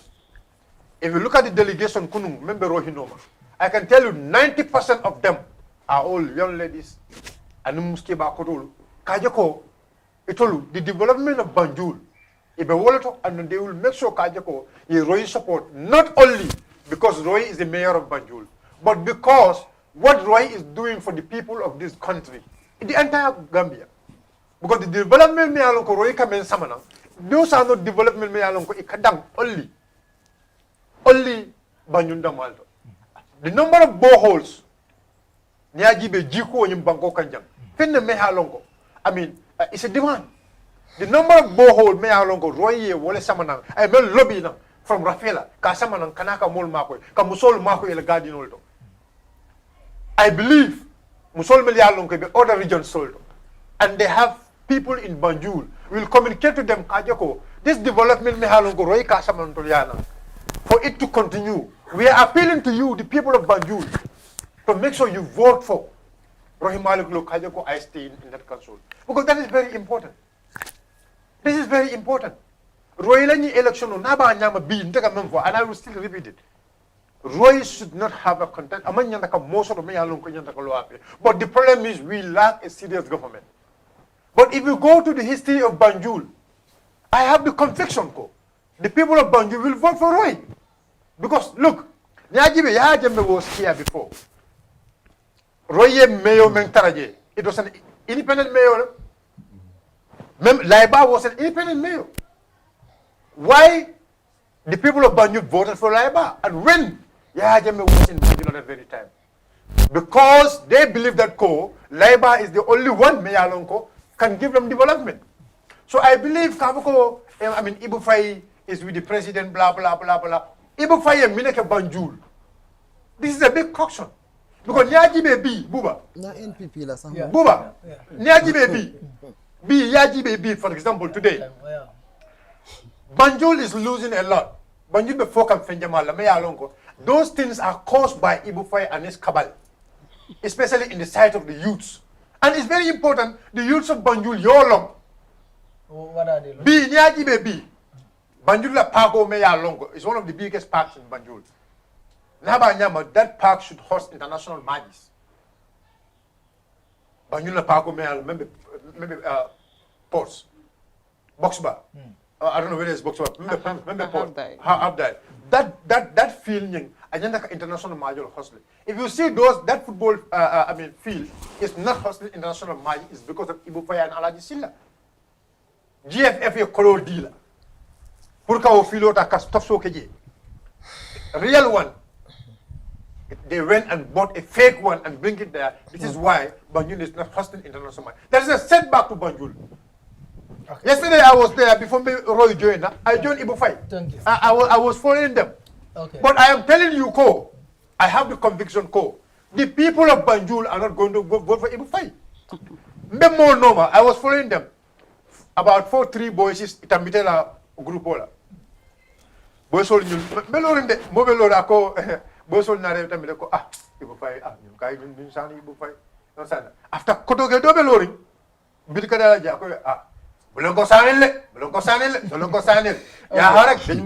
bu ko dem Banjul City Council et political bureau lool lañ bu ko def they want to bring back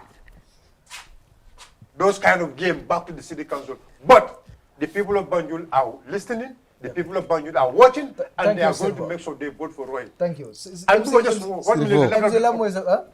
Just 1 minute. You have to say something. Yes, Sirifo. Yalo mantar jali yala jang. Be banko la do ko la jibe kan. Adu molle nyabete la. Adu molle fanan ke lambay. yakuma jamala faja ibu fay amantari ala sister noma ko witch hunting le a fille ko Well, afanan sake no le I'm glad you said the word. yeah ama afanan Nobody yaji le ka mentioned it, but you ko said it famu for kyolati us. bam famu musolati bam bara nyanto sodule ka lo adu ibu fay anatan to la patio men kono hani sama ni na je you are part of us so MPP diwlan ay kula je Banjul afana lafta membor la tuma do e rohi tala je ni ata fana nata abe menkala je imolo ya understand bari comme kam même folo wala nyinte ko ibe même fo kanten comme ibe modo no ma ko hal kana fay ibu defana be je mbita ka modo ko mo kana karto fay Rohey Malick Lowe defana ngom wele aya moy je Banjul ha Banjul ifanam belu ha defana be dula do ya fam so yadi be ka fo la borone tiw ni mo political ti bari kana ñoo open call ya understand aga open call ha be ñoo open call yalo ñinde na la foloti mene même bi je wala ñindi ko afana programme wol de so Banjul ngol yalo mbe siri njan nyamente nga folo na sistala birabe bu kala su ko non ala tiko ala dendigo anala fanu anala samato abe completo hanala ñini be abe completo MC fanam fele white ndefanam black maji ita fanam fele yaji din dom fanam fele yaji ita fanam fele yaji so Banjul kol ko president nala patio wol la yirwa yojele ilafta moye tari je même bo fanana patio kono ay full completo ti lafta so kan ha dafa asobi la Banjul ha no pour que banko doku ala interest ha bari MC fanan quand même fo fankala ko to dum ibu fala ko do ibu ma fay manke opposition te ya understand ñi oppose kan this election ha bari ñi incumbent ha ñi dem incumbent sa bari incumbent ñimbe opposition side le non UDP mu abe wala candidate andu wol mu opposition ibu faylo ta dame is ruling party ni lose tagere ba fala ko the ruling party candidate lafte ñi ngala fenna ñi mu incumbent yes ibu faywa oppose kan ne famantra oppose kan abe lo ka fele aba oppose wala english lam aba oppose kan ne famantra ha aba oppose kan ne opposition hani hado amana opposition yalla mu ne okay sai woto is going to be wrong also ni lose tagere ya for ruling party lose ta in the capital because ngajele local government election ka for a ruling party they lose ya understand woto ni yajibe bake Gambia ha because presidency battle lebulo wala atina ndin koy ko alla mol fo sondale ko ñing election o atolem opposition olde ha maybe alla president fo president baro okay say même fo kay bari model fanan in other opposite side e ka même fo wala ñindi ko a ruling party opposition ya buteje mon fanan ko fo han nim president yo fo bari model fanan bije wala siata president wonti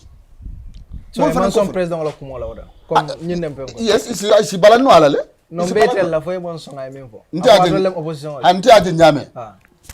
party label ndel manke opposition ti yeah we are ruling party level but this electoral opposition no candidate o ñi wo ba oppose kan bar ni data jibe baake ni mo ndim ba analyse analyse journalist in the absence of this Bantaba nalbe call analyse ka for a ruling party fail in this place lafte ñi ngala fende okay Ibu Faye akanale as abe ñinde oppose kan ñing ala achievement ol fole ite fanan ibe Banjul no makanne ñindem rafela president wonde natara Ibu Faye ning rohit tombon na tema ibe jumal tala andu munati na ibatal ntebe policies not partisan ntebe mentala ndebe Ibu Faye la tala munati because ngalon ko Ibu Faye nalota ay mo soto santo ani men kar ñol lamoy mais alon ko president la ti Masakunda bato ay o ñaton kaya so baji la ko nati nata nala ñin kansul men bije ibe ñomo lale tariyake e ka yirwa jamanati dina ni moy tarje ni men mantar ku kilun kono because baji la ko ni dar kansul jamal kono e katar le ko parti line ne katarje ya understand ni Masakunda e kudo nata pour que local government dema i kajele ko ise pandemic to dem kaje ko kija farolo mi de ni ngay ke Masakunda to le be feñ dañu dulat adu na feñ ta do be reflect la ila dulale to so ibaje la ko ika dula dol bi je ike kutay ibuka so wo dulay ron ya understand bar ni atar ko Masakunda membe sirin kunna wala party yo way mo le nati wo gagneta je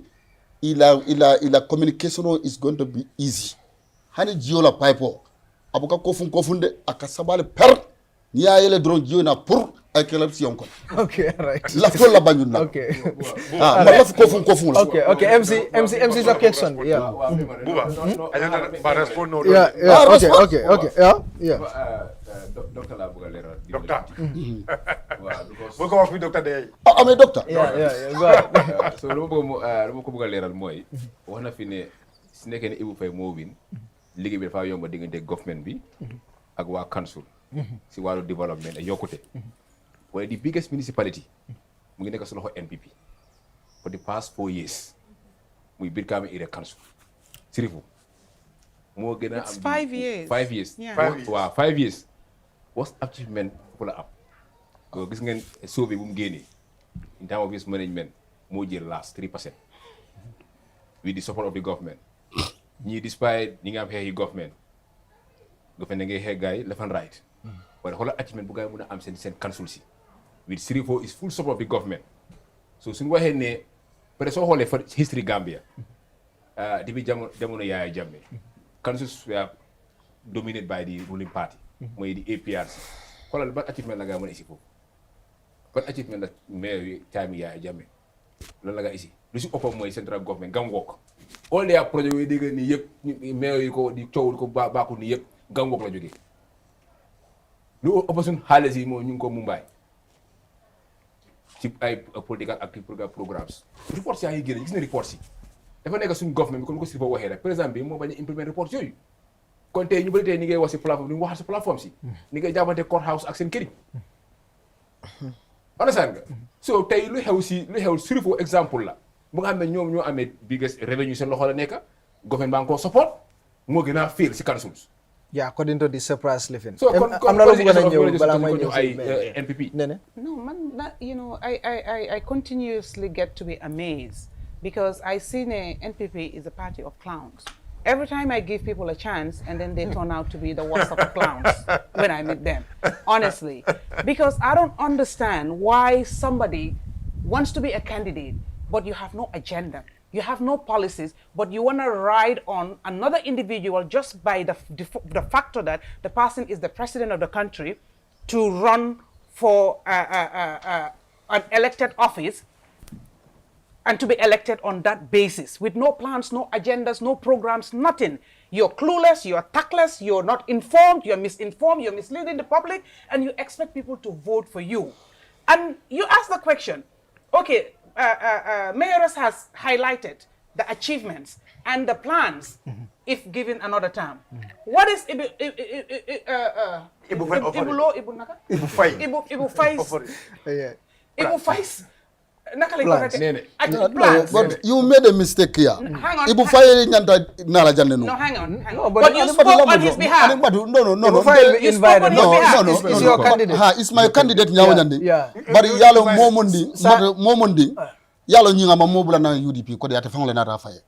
Avant na rafaye. Fali your opportunity di Ibu Faye le Of course, Ibu Faye is invited. I'm not confirm. Na confirm. Okay, very good. Na confirm. Anyinin kanyin dinkralla. Nyimbe dame nyinin kaka. Kabari ite mara plan solo. No, Kabari yalo ite ko. Ntenata menna jang. Yala liyan kumandi komin ka patio la ku kacha. No. Nsabita men ani mbatu dro. So is Ibu not part of the party? He's part of the party. So? Yo bari iko kokore ka diawolo fangudan. Okay, all right. Yes, yala yeme mfonte la akonye nanga kacha. Okay. Ya understand. Okay. Madu. Yala ba akam memfo ka foko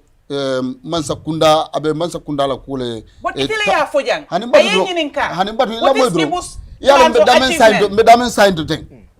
President wo tambita wala examu pass junal. Mansa kunda. Gambian ko yo passing the junal. Ya understand. Me local government election lo kono jang mo exam lo to say. Akamunda ko ni ko test in the class and mock exam. Doctor. Mock exam wo tambita le. Test ndun men yalon ko mbol ke kanjang. Wo mi ñu mewle la ko to be la ko le kacha kanjang. Bi mboti lo to jang. Central government wo le al nga ñina wala parce que munamu central government wo man Gambia ya jele ka fo wo yela ko kele la wo fa fi so bandale. Iye kenyi banko ton ko ndano mu mo begam. Sa central government be men ñinin ka wolom jomal le be mudala duma mbola kacha kanjang Okay, sa man sa kunda bala ko nte tambita o mu badala kuma kawal kumfa badala kuma kawal ne Danela This is the height of dishonesty. You were asked a simple question. What simple question? The question was,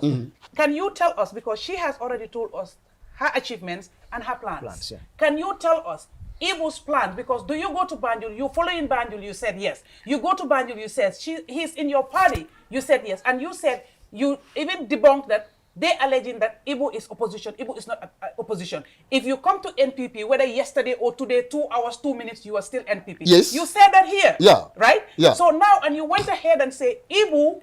is running under a party ticket of somebody who people have already endorsed because of whatever he's done. So, and people are going to see that he's running under that ticket, they will vote for him. You said that here. And I am trying to tell you that that is baseless.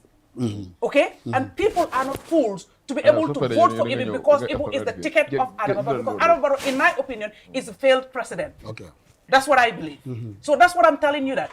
Anybody that is watching and trying to listen to you to sell that Ibu is President Barrow's candidate and thus he should be voted for based on that, I said that is not, it's a baseless point or argument or an agenda that you are selling. Okay. Tell us as an individual what you have achieved, the lives and livelihood you have impacted in the past. Then people can believe that you'll be able to continue to do that because you have the competence, you have the empathy, you have the sympathy, and you have people at heart to do that. Not a hustler, a money-making venture that you want to venture in, and that's what I want to put to you. There are certain people, I don't debate them. I engage light, open-minded people. People who are empathetic, people who talk about issues. Not because I'm a party member, I just run the air because I want to be able to fit in a party. No. Many people in which you belong, I educate you and teach you. That's not anybody. Thank you, Nene. So we have to go back to Mayor. No, but time will come. No, Mayor, because time will be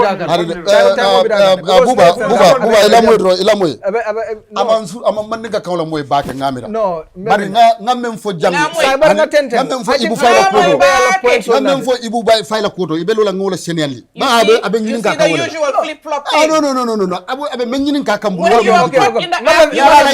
ni angale kamba mumo be ka fo ka o describe man sakunda kan is baseless. Is baseless. Akamunda ko dron il lafte fang expose la mole ka fo ko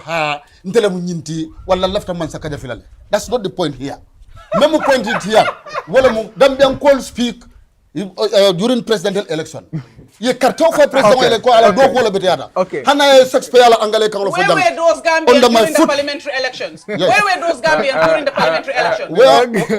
we are there in this local government in Banjul. Okay, all right, thank you. Thank you very much. So we go to just 1 minute. No, but remember that. Not 1 minute, please. You know, left the Talbo, just left the car. Doctor. Tell me, doctor, please. I will tell you where I achieved my doctor. It's not my doctor. Okay. Go ahead. Go ahead. Talbo, even men talking about working relationship. You understand? Tell us. It a follow no more government nanaka fenne demand from BCC. Me along go BCC Balantala for the development of Banjul. Amansoto. There is none of this. No, Amansoto. Amansoto. Are you working there? No. Look, let me tell you something. I told the problem with I told you people, you don't go. You don't consult your people. UDP is our problem. UDP la problem. Ititala ibukalfu mo fana ita. Wala mu. Aida couple mislead. Honey, mislead tije. Masakunda. Whatever the government need from the council, council is always opening the door for them. Thank you very much. Thank you, Let me tell you something. Roy is one of the mayors. Mayor Alonko. Ala Bunda, Ayamutale, Ala Gate. Thank you. Yalo Rohey yala ko fo jandintel ngamo en ko ya to Gambian ko le bu. Thank you very much. Can you go back to MC's question? Yeah. That's very important. Ask your question, then we continue. Mom jël na boras carte yi mu ci loxom jël na ko yépp. So mom naka la gisé koku ko remove mu gënëm Banjul. Okay, all right. Yeah. Waaw jërëjëf suma goro MC li ma la bëgg a wax rek mooy soo leen tëddee ngeen nelaw gis nga li nga dégg jënd nañ carte yi MC kenn mënut a jënd ñëpp luy góor si jënd carte man maa la wax ne la loolu don't worry about that nañ bàyyi on the 20 yaagaatut Banjulian si nekkuñ di nelaw Banjulian si xam nañ liñ bugga comme ni ko nee waxee they are very very much aware Banjulian si duñ nangu kenn ñëw di jënda seen dignity ak seen pride duñ ko nangu te kenn mënut a jënda carte yëpp it's impossible suñ regroupé sax every day ñu dugg si kër yi jënda carte yi mënuñoo jeexal carte yi nañ bàyyi rek ba on the 20 don't worry about that understand nga so as I said du ma dee def petty politics and I want to ask my uncle ne ko comme li si biir waxam dégg naa mu wax benn 60-40 again wax na ne nguur gi dafa bëgg a ñoo xam ne dafa liggéey ak moom man li ma bëgg a wax mooy dama bëgg rek ñu wax ma lan la nguur gi musa indi pour liggéey ko ak Banjul City Council ñun ñu bañ ba tëdd si suuf musuta am benn rek laa bëgg ñu wax ma benn mbaa dogit benn sa bari na nañ ma wax dogit rek boo xam ne nguur gi mus na koo indi man si suma kaw taabul ne ma mayeloo ma ne ko naa mu ne ma lii laa bëgg ñu liggéey ma ne leen déedéet du fi am man toogoon fa suma boppa waa Banjul laa fa toogal man luy yóbbu Banjul ci kanam luy dooleel jigéen ñi pour ñu mën a dooleel suñ borom kër yi mën a dooleel suñ njaboot yi luy dooleel xale yi pour ñu mën a delloowaat ko si seen parents yi man loolu rek moo ma ñor leneen ñoruma waa Banjul dama leen dee wax ne defal nañ ma luñ mus a defal kenn di first female mayor man suma gorewut du ma mës a nekk gor ñu jël suma tur bi eggal ko fu musta egga ba sa UN fu nekk ci àdduna bi wax naa leen ne bi ñoo wax Banjul Bangé lañ daan ooyee Banjul Bangé da ngaa tasee nit sax ngay wax nekk si plateforme ñu laa laaj are you from Bangé waaye amul benn mayor boo xam ne léegi mu ngi ci àdduna si kuy wax Banjul di tudda Bangé. I am the second vice president of the Global Parliament of Mayors. And this is global. I mean Global Parliament of Mayors. I'm not just saying the president of Rafela, boo xam ne si Africa la am. I'm saying Global Parliament of Mayors. And it's there, written, go and Google it. Mayor Rohey Malick Lowe of Banjul. So loolu alhamdulillah su ma toogee di dégg ñu naan 60-40 it seems like they don't even understand issues xam nga it's very very difficult pour nga debate koo xam ne soo ne daxaar gi mu ne kaba soo ne si asamaan mu ne si suuf dafa difficult understand ma mean because li xew mooy they want to be bugg a position by force ba tax ngay wax nit ñi ne or na la or yàlla li nga wax nit ñi ba dëgg nekku ci so nit ñi tamit dañ am seen ñaxtu la pour nga wax leen dëgga you don't have to mislead people only because you want to have power. It's very very unfair and it's sad. You want is 60-40. Okay, fine. Our budget is 60-40. And to match the budget, pour mu nekk 100%. 60-40. If I said my budget focus, for example, is $100. 60-40, $60, $40. But remember, there should come a 25% from government. Pour mu jox ma the 100% of my budget. So where is the 60-40 when 25% is not coming from government? Where is the 60-40 when our own car parks mu ngi si government bi ñu téye ko seen loxo iye bu nekk ñu sarax ñu 2 million or ñu sarax ñu 1 million or let's say 2 million to the max. When before council si ñu doon am about 20 million 25 million only from car parks. Where is the 60-40 when NRA is collecting billboards from council? Excuse me. Foog naa dañ war de we have to be very fair with our citizens pour suñoo wax ñu enlighten lii dafa important pour suñ doom yi dafa important pour suñ xale yi ñu xam lan moo nekk di xew bul bugg a nekk mayor rek ngay wër fu nekk hey may dégg 400 million ma ne excuse me sir 400 million yow budget 5 years nga ne ok every million council mu ngi am for example let's say ñu ngi am 80 million nga ne 85 5 times 8 rek nga ne 400 million mayor loo lekk na ko. And some people are saying, where is the 60-40? Excuse me, where is the 60-40? Yellow 60 million. Let's say 2018, we have 60 million, for example. Yellow 60 million, we're going to divide by 12. From large, you do 6 million. 6 million boobu noonu nga génnee si about 3 point something million let's say 4 million to salaries lan moo fa des si 2 million xanaa duñ fay courant fay ndox dañoo jël cash power bu suñ foofu dañoo fay ndoxi marché bi fay ndoxi fu nekk am na yeneen logistics yoo xam ne dañ ko war a fay ñu ngee dugal suñ loxo ci diine ñu ngee dugal loxo si culture ñu ngee dugal loxo si scholarships ñu ngi am yeneen yoo xam ne administration lifin yu war a def ñu ngi am council sittings ñu ngi am committee sittings so fu ñu expect ne foofu laa ko jëlee si suma poste bi and this is all li ma laa compter lii yëpp apart from soo tegee di salary out let's say 4 million or 3 point something million from the 6 million nga dese 2 million su xale bi ñëwee bugg a scholarship foofu nga ko génnee bu culture ñëwee foofu nga ko génnee bu religion ñëwee foofu nga ko génnee bu council sitting ñëwee foofu nga ko génnee bu committee sitting ñëwee foofu nga ko génnee bu courant ñëwee foofu nga ko génnee bu ndox ñëwee foofu nga ko génnee bu essence ñëwee essence su ñëwee pour essence fuel moto yooyu yëpp pour 30 days ñuy dem foofu nga ko génnee maintenance su ñëwee foofu nga ko génnee excuse me so luñ def mooy Bantaba di yara de pour nax nit ñi rek pour nax nit ñi rek ñu dem jël a focus of 5 years rek ñoo ne mais yow daw naa 400,000 so the interesting thing mooy I have somebody koo xam ne ma am somebody koo xam ne was not supporting me at all to be quite honest musut ma support billahi wallahi talaay last week mu call ma mu ne ma diw sanga ma ne ko naa mu ne ma I am 100% supporting you now ma ne la ko tax mu ne ma dama toog ma xalaat lu bari especially this 60-40 maa dégg ñuy wax and they are telling me ne yow 400 million nga lekka ma xool council 5 years ago council 10 years ago kon fan la système bi war a jëlee 400 million bii nii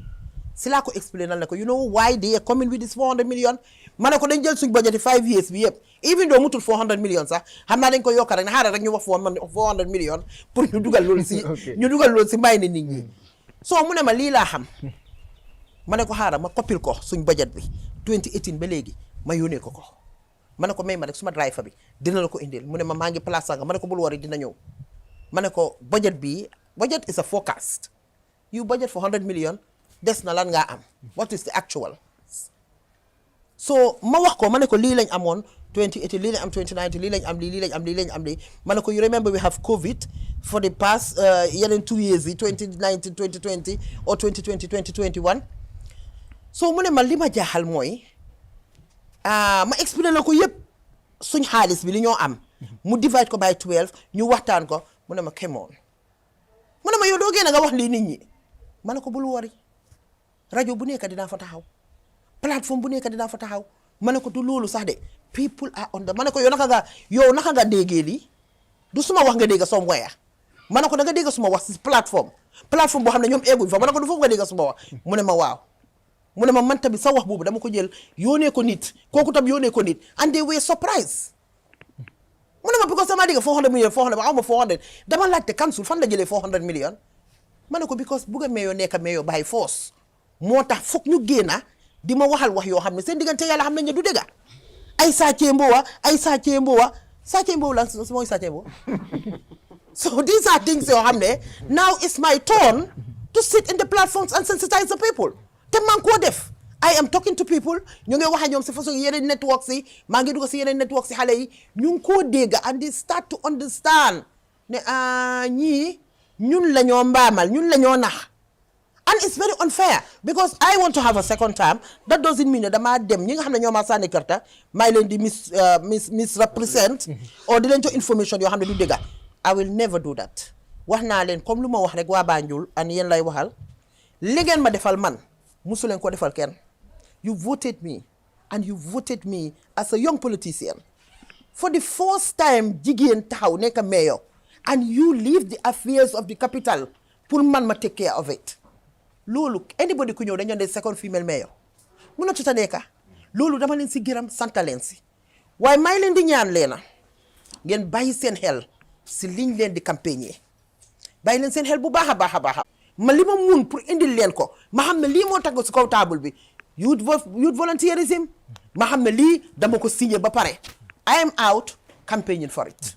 dama leen ko wax clearly ne leen soo leen ma sànnilee carte seen xale yi lii ak lii ak lii yàlla dimbale ma signé nañ ko is still understood ma ñëw taxaw ma wax leen fi ne housing soo leen ma sànnilee kàkka jigéen ñi ndaw ñi dinaa leen dimbale si housing I said it and it's done understood so yii mooy yoo xam ne dama ko wax loo xam ne maa ngi ko campagne dama ko am dama ko miin ma ne leen am nañ $61 million boo xam ne for 5 years dañ ñu ko jox bi ma taxawee di wax New York bala maa egsi Banjul fekk newspaper yi pit nañ ko from UN website si ñu publish ko it's not me who gave it to them so lu ma munut du ma ko ibbi suma gémmiñ gi di ko wax naa leen ne soo leen ma sànnilee katta ma win seen scholarship bi doom mi dafay yokku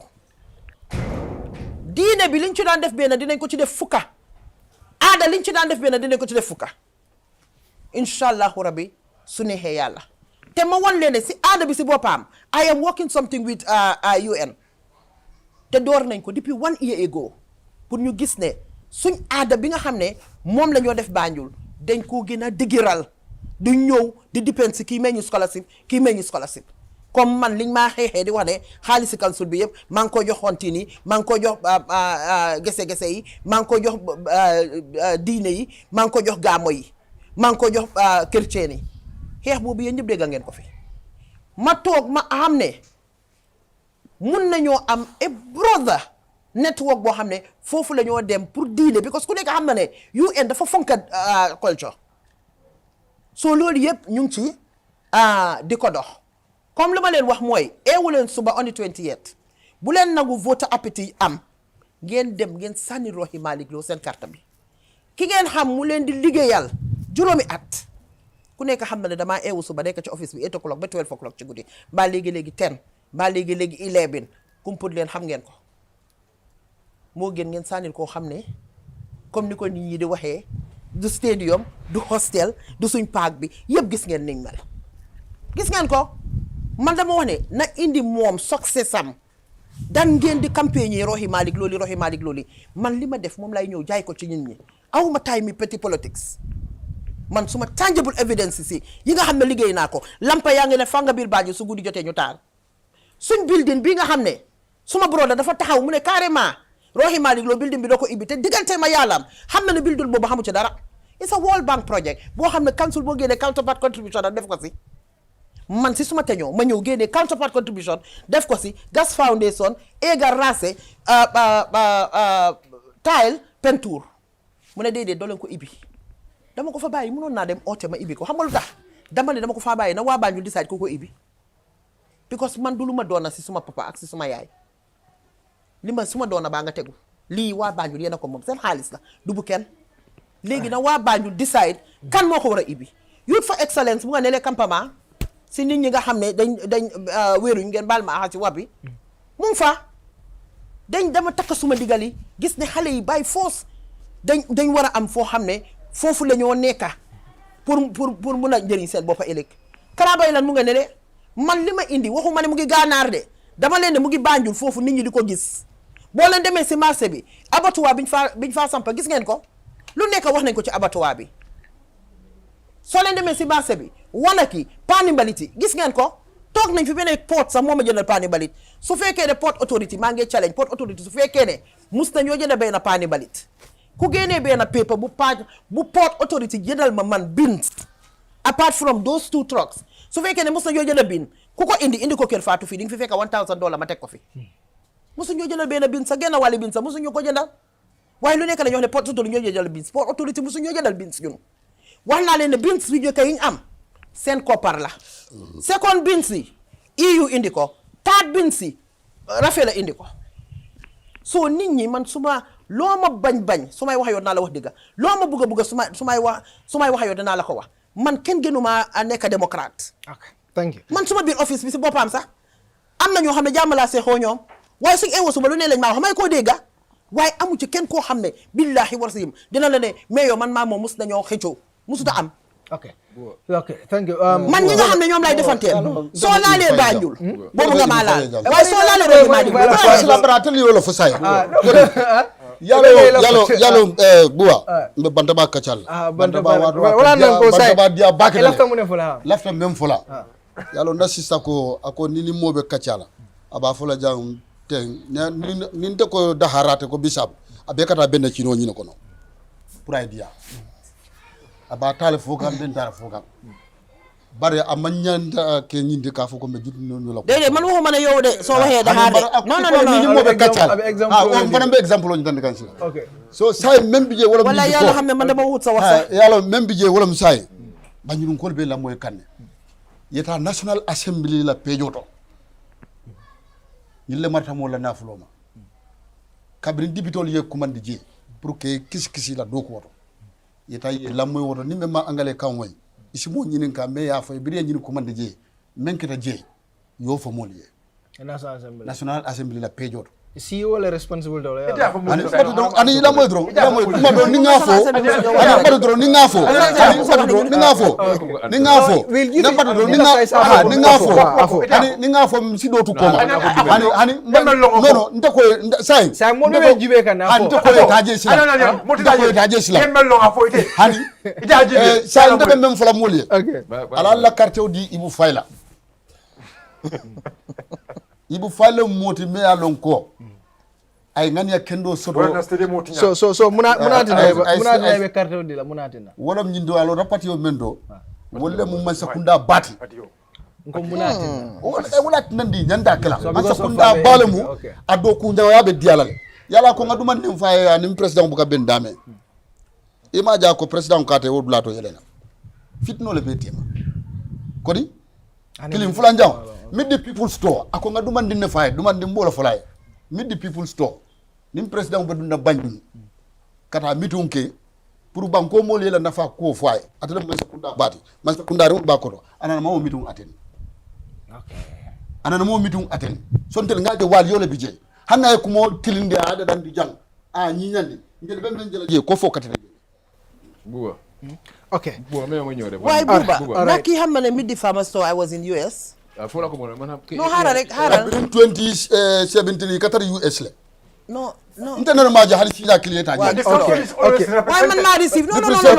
okay man not receive the president the mayor this is why I'm saying is here okay so sabula ba ko mo muton yeah okay go ahead this is why I'm saying sometimes the president is misleaded or ñom they just jump on a conclusion 2019 kan mo receive president bi si mid farmer store it was me who received the president yeah 2019 last time gis lo mama president bi ñu dem round bir Banjul xam nga dama di wax ne suma broda bi tamit na bàyyi xel si ñeena ñi torop gis nga waaw su du loolu sax with all due respect billahi wallahi dama day wax ne ñun as leaders ñun because yàlla ëllëg si àllaxira ñun laa laajte naka nga meloon na sa nit ñi am na ñoo xam ne ñu ngi si suñ boor wax dëgg yàlla dañ doy waar because am na yenn yoo xam ne bu ko nit ñemeñee taxaw ëppul li rek di ko wax te mu óor la peg ne yow li nga wax xamuloo ci dara dafa fekk ne yéen yi dama di wax ne ñu ne du buur bonu dakk yàlla understand nga so li nga xamut dangaa ne xaw ma ko dama foog waaye nga concretely di wax loo xam ne óor na la óor yàlla ne yow li nga wax dara nekku ci man li ma wax ak li ma moom li muy wax sax dafa ute man am not talking about meet the people store dama ne lan la indi si kaw taabu lu ma wax ne déedéet duñ ko liggéey understand nga so man loolu laa laajte su fekkee ne man I am not there and suma deputy mayor this is there ku nekk this na the deputy mayor there so what is the essence of having a deputy mooy pour mu deputy that I say if you are not there and everybody knows that man I was away I was not there understand even whereas dama fi nekkoon sama am yeneen errands pour def and my deputy mayor is there cher passé wul loolu président bi mu tane mu yónnee vice président am loolu lan la si nit di indi waxi petit yu sew loolu what man li ma wax mooy moom dafa ne lii ak lii ma ne ko lan lañ indi si kaw taabul loo xam ne ñun dañ ko bañ ne duñ ko def musuta am ok alright MC ñëwal ñu dem si mbiri Rafela bi balaa ñu ngi waaw man dafa am lu mu bëggoon a leeral ok docteur wax na fi affaire yi midi people to Is he a doctor? No, This doctor, is doctor. a big No, platform. no, You doctor. cannot give No, people no, title. doctor. You don't give people title that they have. Is he a doctor? He knows I'm a doctor. Doctor is a big title. Doctor is a Tonya doctor le mundi. Tonya doctor le mundi. Doctor of Tonya no, doctor. I cannot verify that. léegi you are trivializing Yeah. léegi lu ma bëgg mu understand mooy many people talk it's a political talk bu nga xam ne ñun ñëpp dañ ko yàgg a condemn because ni nga jël taxpayer money bi di ko politics di taxaw di yone diw sangam cross na carpet fii président bi di jël cadre de gaaru waare ay political party leaders ay opposition parties ko many people talk loolu jëruñ ko ñu ko waxtaane ñëpp xam ne ne dafa yaaxu it's about politics léegi su ñëwee si affaire yi mu ne mais demoon nag assembly bi foog naa is important soo nekkee politicien nga always research ngay bàyyi xel gis nga councils amul benn audit report bu génn si council ñu ne council si dañ crop feere la gars yi wax ne am na loo xam ne tey am na fa lu fa lëndëm soo faa mooy Brikama Area Council nga boobu report si open gis nañ ko audit report pour Brikama Area Council MC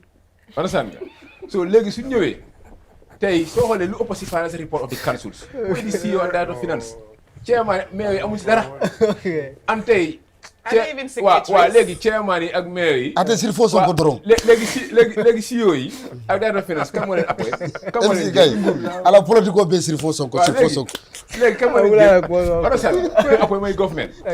tey su nekkee ne ñu ngi wax ne Sathie Mbow foog naa NPP warul wax kenn Sathie Mbow GDC nag Sathie Mbow man dama GDC say. abara folo da jël ko man am wala wala wande Sathie Mbow waru ko o kenn ci ko su al mangen na ñing ko man la naka cala jang waaw bi ko wala sanga ba man dar patito gis nañ tey lu xew si nguuri Adama Barrow si wàllu corruption Global Fund bi ki wax na ko fi 10 millions dollars si moo xam ne tey ñu ñoo koo fay pare gis xaalis boobu so Sathie Mbow tey waruñ ko wax kenn si réew mi nga waa NPP affaire sàcca affaire corruption boobu ñu ngi ko tëral ok parce que report bi feeñ ne lépp ñu gis ko lu xew si réew mi si alal mais tey lu gën a garal lu gën a xarit si Ibou Faye lu mel ni hostel bu nga xam ne loolu ko xoolal soo demee si hall bi xool hostel toogu sax nekku fa nga xool seen room si dama si nekk pare hostel nun loolu lañ war na jël di ko namoo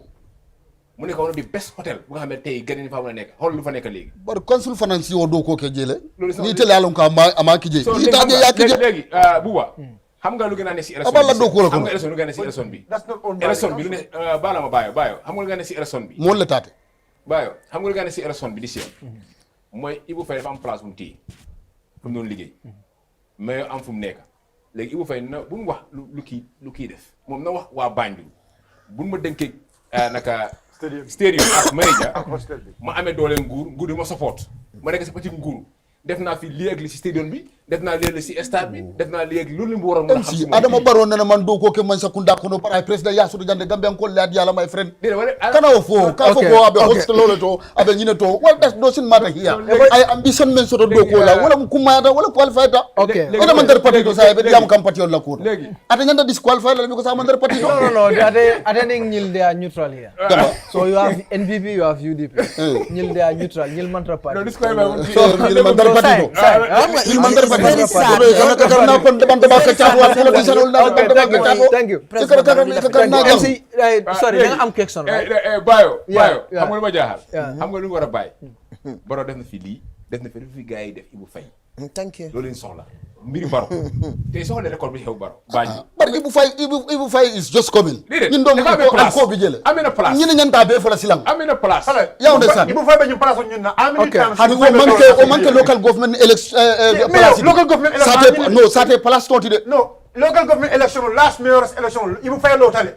from that time to now Ibou Faye mun development like because if you want abake no la nyaadi le fo amra ni nyim fana mbota abake no la no I am just asking you something hani defana be ni ka kamenda hani sa ko don ni asamba BBC BCC ibe do ko di la le bako mo la na fo le bi na fo le bi je ni nyim bondi je sa be nyim membe fo kanja to ke no la je No, but let me tell you something. Ako. Roy have already built her. Roy have built already. And you bor la ñame may la joñu manta. Thank you. Okay. May la joñu manta. Ibu fay ko nana ta overspeed wala kala. And this is what I'm saying. Thank you. li ma wax sax mooy Ibu Faye dafa nekk si position boo xam ne taxpayers money la nekk di àndul di so moom foog naa bala ñu xam nga this is the problem they will want to compete with you but they don't have anything on the table Not tangible. and even though they have positions yoo xam ne ñu ko handle as a manager yaa ngi manage the stadium you are managing the hostel ñëwal nga wax nit ñi bi nga doon manage stadium bi ak mi ne ñu ko membe stadium mo be nya bo be nya bo la ko ka talla banda ka ta mo nyale ani bari say ibu fa do ko la dame mo le ma fo ibu fa man do ko kede politiko la mu nyim fana be fo ka be ibu fa kuta kande talibo Gambe be kumbo. si fo ila moy ba say ila moy si fo ila moy please talibo nda man kumbo talibo afala telle be kumbo ila moy don despite be Bantaba kachala yo molle be jibe ka la moy ka e laftale pour ita ka min fo ya moy meyo ka min fo ya moy ani momo bijam so nabe diamola ibe la moy lale comme ite kabri be diamo ka be deri nya yeah so bari fo mo molle la moy yes continue lu ma wax rek mooy man nekkuma di run elections ak Adama Barrow dama nekk di run elections ak Ibu Faye man dama amee position boo xam ne dañ ma ko dénka using taxpayers money moom mu am position boo xam ne dañ ko dénka using taxpayers money so foog naa is very very important bala moom muy ñëw di wax ne Adama Barrow def na li Adama Barrow lim def dafa génn mu jaay ko waa Banjul nangul ko sànni ko karta moom itamit na ñëw lim def mu ñëw won ko waa Banjul na ñëw mu be a man enough pour wax waa Banjul ne man dama saagan ba seen stadium bi yaaxu ba ñu génnee ca biti léegi ca àll ba la ñëw football liggéey you have to be bold enough politician soo mistake sax acceptal na ne dama mistake we move on and say something else nga dem won waa Banjul de hostel ba ngeen ma dénkoon dem leen seet the condition of hostel bi naka la mel loolu it's very very important nga ne waa Banjul park bii nga xam ne moom lañ doon jagar demal seet tof bi ci park bi right now naka la tof bi mel demal nga seet foofu noonu naka la mel so these are things yoo xam ne mënut a keep quiet over it because people will see ne he's not honest because moom su ko noppee nit ñi duñ ko noppee you cannot keep quiet on these things ba pare ngay wër si nit ñi day wax ne hey $400 million bi mayo bi lekka $400 million bi mayo bi lekka ok nit ñi ne la waa fine waaye soo joxee gannaaw da nga kii bu mu jógee teen mu nga ne le hostel bi sax mënu koo de lifin we are hearing that dem leen seet the condition of the hostel is how many square meter yow su fekkee ne hostel rek yow loolu nga mënut a toppatoo foog nga ne kooku mën naa toppatoo Banjul and it's not only about being an administrator sitting there as a mayor you have to be a lobbyist you need to know where fan ngaa mun a génnee lii fan laay mun a génnee léeg naka laa ko mun a waxee naka laa koo defee pour mun koo génnee yooyu is very very important and I don't think people will make any mistakes let's wait for 28th of May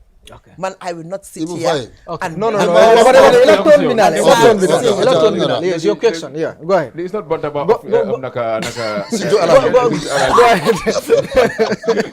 go ahead nene Gambian walarte kunda kan so election bi dafa daanu yagut MPP dañ ko daane fu 1000 kii du Gambian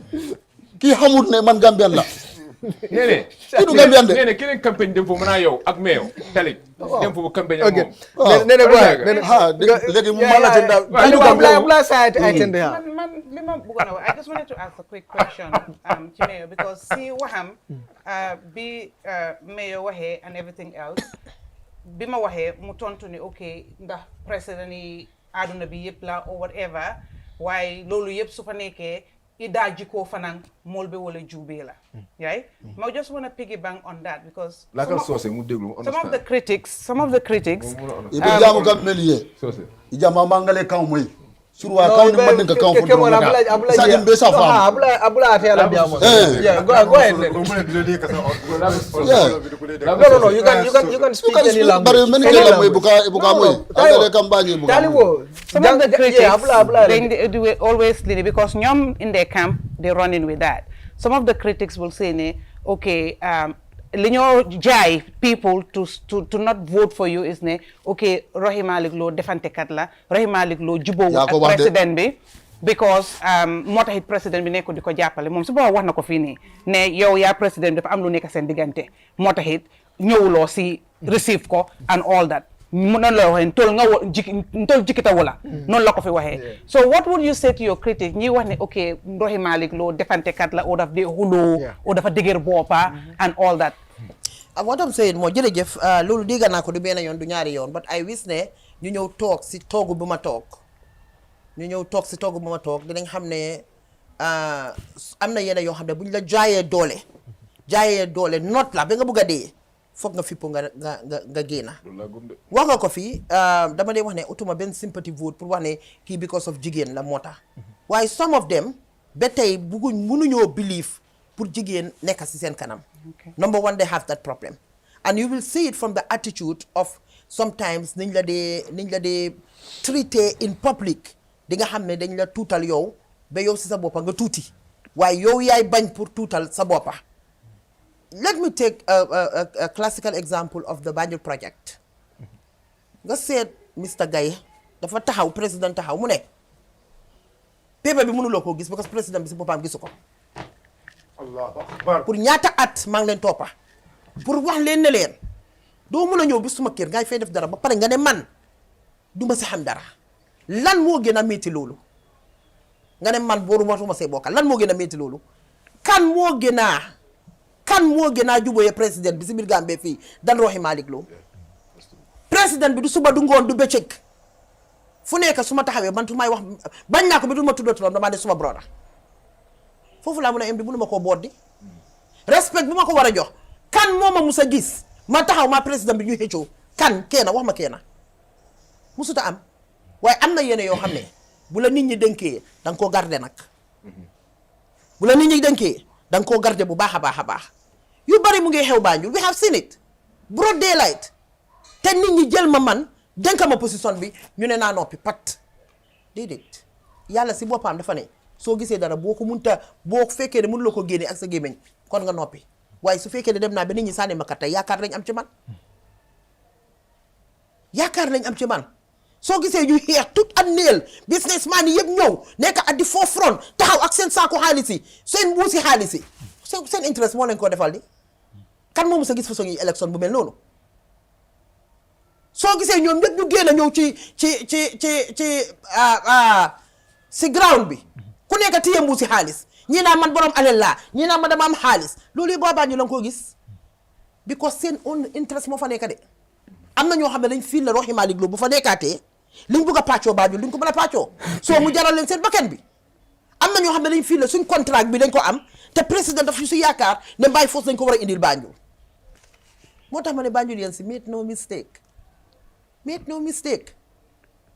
soo xaw ma ban façon yi defante la ñoo wax ne Rohey Malick Lowe moom la dee defanteel soo gisee man kenn du la wax ne mos naa atte Rohey Malick Lowe xuloo ak nit na musuta am bañ naa ko ba su ma la gisee ne yow mënumaa dem yow man dama dee bàyyi doo musa dégg Rohey Malick Lowe mu ngi taxaw si mbedd bi di xulooyee nit comme saa yoo gisee maa ngi yuuxu rek su ma yuuxoo rek xamal ne Banjul lañ laal go back to all videos bu nekk soo gisee ma yuuxu rek Banjul lañ laal te suñ laalee Banjul suma njaboot gi lañ laal ñi nga xam ne dañ ma sànnil carte ne ma dénkan nañ la suñ kër yi dénkan nañ la mbedd mi mënumaa toog rek ma noppi. So Rohey Malick Lowe, because I'm kind of living in your shoes, and I always want to emphasize okay, linga don jigen. Ma set sa journey and everything else. Ak linga jankuwantel Banjul. Suma yaram daw ci wa Gambia ak wa Banjul ak jigen ñu surta. Because just yesterday, somebody was to do a business with a particular ministry, right? A big project deal. And the condition they gave the person is, we would have given it to you, but your association. And the person, my association, what do you mean? Oh, you know what? You are very close to somebody who is enemy of the state. Yes, because Nene is termed as enemy of the state. Because I have a voice, I refuse to be silenced, I refuse ma bañ pour ñu noot ma bañ pour ñu tuutil ma doon gu jigéen goo xam ne xam suma valeur xam suma value jànga am mun a wax mun a taxaw mun a dem mun a dikka ma bañ ku nangu loolu ci man so ñu ne man dama difficult I'm an enemy of the state so kooku noonu ñàkk na business boobu noonu because dañ ko jox ultimatum is either pour mu di associate boppam ak man or she will not get the business and you know what that's how the deal went they were like well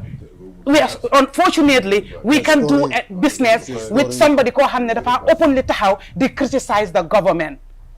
I am a Gambian, a taxpayer. The government does not do what we mandate him to do. The president, I will critique and criticize to the highest of my lungs. And I really, so it's really sad. Once you stand against what you believe does not serve your purpose, does not value you, does not honor you, you are categorized like an enemy of the state or enemy of Adama Barrow. How can I be an enemy of somebody called Hamne? I left my work 4 months without pay and joined a campaign that gave you that seat, unpaid. How can I be an enemy of something that I built? Does it make any sense? No, it doesn't. Just because I say no to all the corruption, I say no to the bribery, I said no to the inducement, you term me as the enemy of the state. I wear it with a badge of honor. Okay. And I say to you, keep doing what you're doing. So,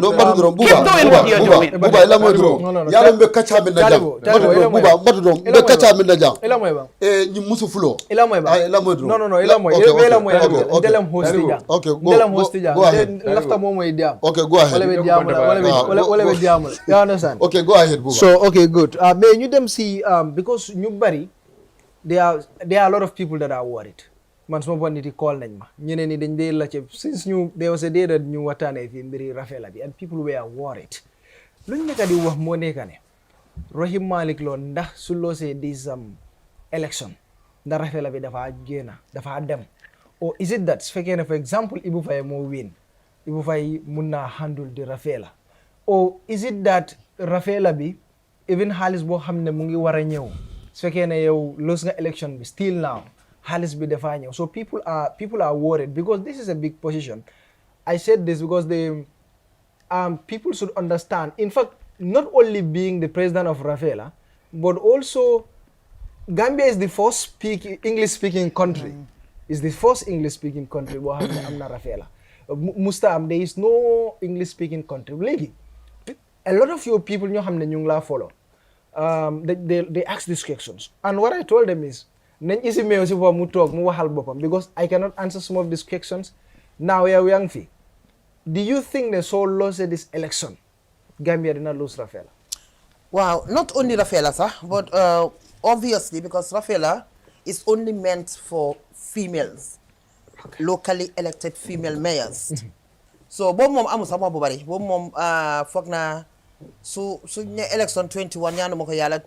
ma lose only after 20 minutes of the results mom dem na.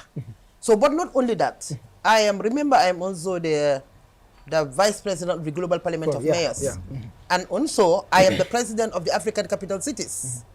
So Banjul, for the first time in the history of Gambia, you make a vice chair of the Global Parliament of Mayors, and even to be a member. Musu a member. For the first time, you make a member at the Global Parliament of Mayors. And up to the extent of being an executive member, whereas 9 mayors throughout the world are executive members. And in Africa, Banjul happened to be the vice chair. And then you have the president as the African Capital Cities Sustainability Forum, and Banjul Nyoneka, the president. And Senegal, man ñoom laa doon demal elections, ma daane leen ak 3 votes. So Morocco came to my favor, and I think and other 2 countries. Okay. So ñu daaneel Senegal. And even so c'était election boobu Senegal dañ bañ moo tax 2 weeks ñu téye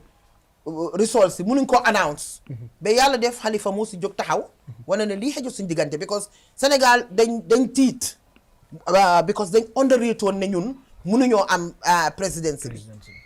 So because they were having Mali ak yeneen alliance yoo xam ne ñu ngi leen doon support, Ivory Coast was there, etc. So why bi nga xam ne dem nañ ba ñoom winuñ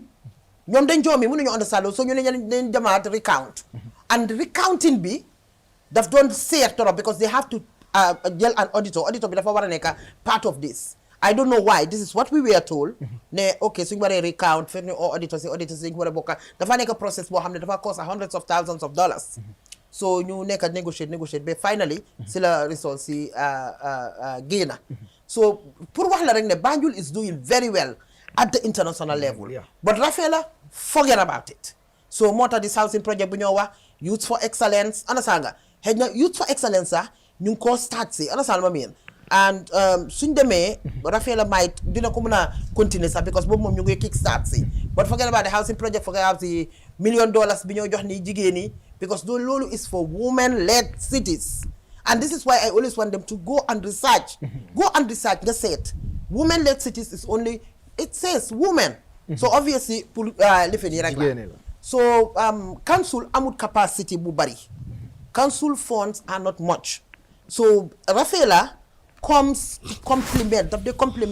the council a lot. Look at how many boreholes lañ sampa si àll bi fu mu nekk how many boreholes lañ sampa si àll bi if you go to Njaayeen Sanjaar you go to Kerr Bamba you go to Ñaanija Welingara you go to Jara you go to different places ñu ngi fa sampa boreholes. Look at the market right now marché Banjul bi li fa sampa project boo xam ne Rafela moo ko indi paani mbalit ñaata paani mbalit we brought 10,000 paani mbalit ñu ngi ko joxe ci Gambie bi yëpp so how many people lañ nekk di fayal school ñu dem school to university level so how many people lañ am right now line up ñoo xam ne ñu ngi war a tukki ñoom itamit pour dem defi capacity building so foogale Rafela moom on the 20th mooy féetam whether mu toog or whether mu dem and I am sure I'll come back here and tell you Rafela is going to stay. Thank you Mayor ci time bi ñu ngi ma alaat ne time bi jeex na waaye naa la bàyyi anything loo xam ne bëgg nga ko yokk loo xam ne la ci wuma la ko you can go ahead just to say thank you very much to the viewers and also pour wax ne everybody especially jigéen ñi ak ndaw ñi ku nekk na nekk a campaign manager to Rohey Malick Lowe and women supporting women youth supporting moms and sisters supporting sisters and husbands supporting wives so lii laa bëgg ñu jëlee élection bi because élection bi gars yi dañ jóg pour sot ma so and xam naa ne yéen doo leen toog di leen seetaan ñu sot ma because liñ dee wax ñoom koo si waxal benn baat ñaari baat rek the only issue they say and this is very very painful and sad am nañ xaalis ñun dañ am xaalis why do they think ne ñoom seen xaalis bu war a jënd doomi jàmbur yi let them have consent please am leen consent munu leen a wax ne because da ngeen am xaalis rek da ngeen di war a mën a jënd doomi jàmbur yi yëpp soo suñ doom yooyu foofu nekk ci biti jigéen ñooñu yéen a nga xam ne yéen a ngi ci biti suñ papa yi suñ jëkkër yi suñ brothers yi yéen lay waxal li ma bëgg a ngeen def mooy ku nekk na try mu campagne keena bu leen seen xaalis bi yóbbu dama leen ko dee wax I keep saying it suñ la joxee xaalis bi lekka leen ko we all know ñoom some of them naka lañu amee seen xaalis bi soo xaalis bi suñ leen ko joxee lekka leen ko don't worry about that no stress about that jël leen xaalis bi ngeen lekka ko waaye soo leen demee ci biir box bi yéen keena yéen a faa nekka so always remember leen loolu remember leen ne the future of seen njaboot yi dafa nekk ci loxo di municipality dafa nekk ci loxo somehow loxo Rafela loolu yëpp dama bëgg a ngeen xalaat ko council was here 5 years ago toog leen ngeen defar picco nga jagar picco council démba nga jagar picco council tey kon li ma leen di wax dina make sense kon maa ngi leen di ñaan bu kenn tayal yéen vote bu nekk dafa count 10 plus 1 is 11 10 minus 1 is 9 so loolu won na leen ne vote bu nekk dafa count jóg leen ngeen ñëw saani si seen carte yi te bu kenn ragal pour ñëw saani carte wax naa leen ne li xewoon ci councilors elections yi du mun a xew ci mayoral elections yi parce que kilifa yooyu di jóg di ñëw saani si carte ànda seen doom yi gisuñ ko seen buti sax benn ñu ngi leen di kalang déedéet ñi nga mun a jënd seen carte ak ñi nga mënut a jënd seen carte wallahi maa la wax ne ñi xàmmee nañ leen 22,000 voters moo nekk Banjul on the 20th jóg leen ngeen teel a ñëw saani seen carte yi ngeen dem toog maa ngi leen di ñaan nag di jël opportunité bi yéen mi nga xam ne mënumaa reach si seen doorstep si because Banjul ku nekk xam na ne vote si dafa tasaaroo again koo xam ne mënumaa egg sa kër maa ngi tàllal suma loxo yi di la ñaan ñaar di la wax ne nga ñaanal ma ba pare di ñaan sa carte bi ak sa njaboot ba pare di la ñaanati tamit di dellu di la ñaan pour ngeen teel a jóg ngeen ñëw sànni si kerta ñi nga xam ne dañoo toog di wax ne ñun amuñ paas moo tax mënuñoo ñëw soo mënee jóg nga leb nit sax paas jógal nga leb nit paas parce que xamuloo ëllëg fan la rafet la ñëwee pour di la njëriñ kon bàyyi leen seen xel dafa mel ni loto ngaa pilee bul toog sa kër rek nga ne man awma paas man du ma dem maa ngi leen di sant di leen gërëm di leen wax ne jërë ngeen jëf si juróomi at bi nga xam ne moom ngeen ma jox mandat jël suma tur bi yóbbu ko ci kaw a kaw a kaw su doon suma njaboot rek la suma yaay suma papa suma cousin yi suma mag yi suma rakk yi ak suma xarit yi konoon du ma mën a egga foofu kon gërëm naa jigéeni Gambia di gërëm jigéeni Banjul di wax ndawi Banjul ne jërë ngeen jëf fi ngeen ma teg man xam naa ko musuma am ñaari xel si yéen suma diggante yàlla lay wax kon maa ngi leen di wax ne jërë ngeen jëf jërëjëf bu amul àppa di leen sant di leen gërëm di leen wax ne juróomi at bële defal ngeen ma loo xam ne defalu leen ko kenn ci biir Gambie bi yàgg naa di ko wax te dinaa ko waxaat fii ñaari nit rek ñoo fi am lu fi kenn musuta am mooy His Excellency Sir Dawda Kairaba Jawara moo nekk first president of the Republic of the Gambia ngeen jël ko jox ko yal na ko yàlla yaram ngeen ñëwati defati beneen history jël Rohey Malick Lowe def ko di first female mayor of the Gambia and by extension mu amee di capital city kon aw ma dara lu ma leen di wax ne jërë ngeen jëf jërëjëf bu amul àppa di leen tase nag si rajo yi maa ngi King FM su neexee yàlla samedi dinaa nekk King FM samedi dinaa nekk for the people by the people du ma sonn mukk su fekkee ne advocacy rek la dinaa ci nekkaa yéen ba élection bi di jeex di wax ne jërë ngeen jëf buuba yow tam di la sant di la gërëm di wax suma jigéen bi suma sista bi ne jërëjëf suma jëkkër ji oncle Konjira waaw di ko wax ne jërëjëf moom itamit Sirifo maa ngi la sant di la gërëm MC suma goro bu baax la amul morom di wax team bi yëpp jërë ngeen jëf Fatou Touré Abaraka asalaamaaleykum tay mo banta hani rafela góori Gambia taraay yu war nañoo taraay man maa ko wax fii tey góori Gambia bilaay war nañoo taraay ci taraay ci lan ñu bàyyi xeex ci mo nana ma musol kele jawara la time dibitol soto janne thank you time mo banta president wala foloti pour que musol kele president ha wala ya fay ko dala bay ñu tago legi okay abarka thank you very much ngal tentu kali jay baake mba fulale ko ala barka baake albe mol no makan no nyame ngam soro no ngolem of course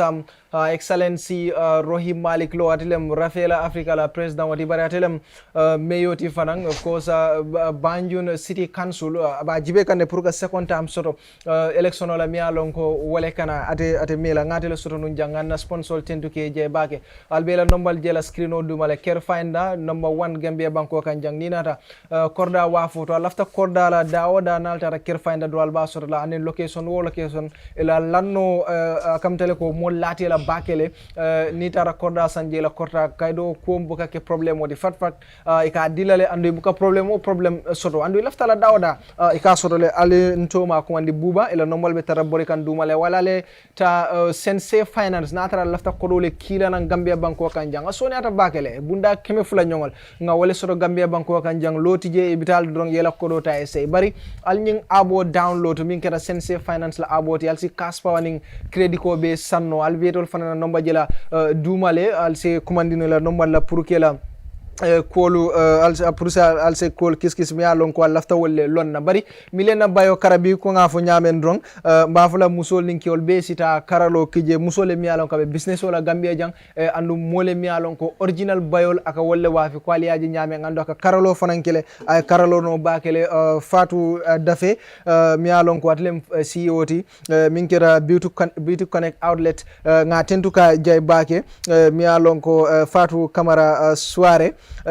be Hydra Plaza la number minti wala number 23 ti la number 23 Hydra Plaza Serekunda albata radio wala alsa commande la number floor be fanam be WhatsApp le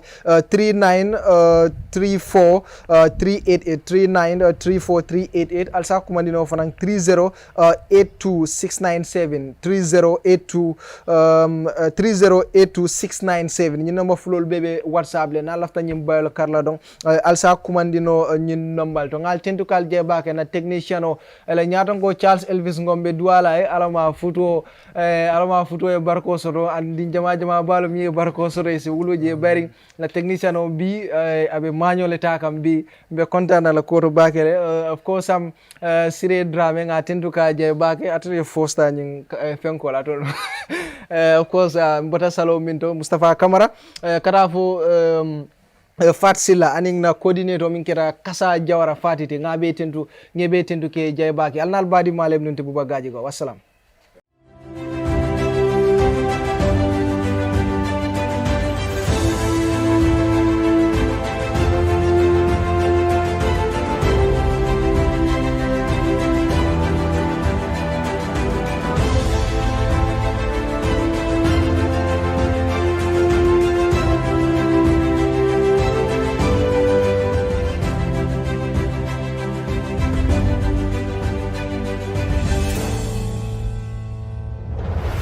Kerr is a real estate company that focuses on property development within the Gambia. We pride ourselves with providing not just quality and durable houses, but also state-of-the-art designs tailored to our clients' tastes and expectations. Our unique experience and expertise is second to none in the industry. We are currently building and selling 3-bedroom bungalows at Sukuta Traffic Lights and Jabang. We're also building and selling 3-bedroom story buildings at Sukuta Paradise. Other sites are also in the pipeline. With Kerr, payment options are available. With just 40% deposit, you can get your house started. For more information, contact us on 329-5188, 727-0049, 709-8418. You can also check us out on Facebook and Instagram at Kerr. With Kerr, you are assured of a secure investment.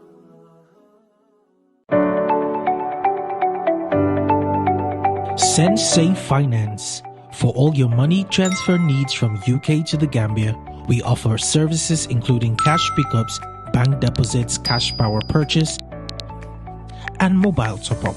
Pick up at any MSJ branches throughout the country. We are open for business every day, including Sundays. Download our easy-to-use app and enjoy the best rates in the market. Available on all Android and iOS devices.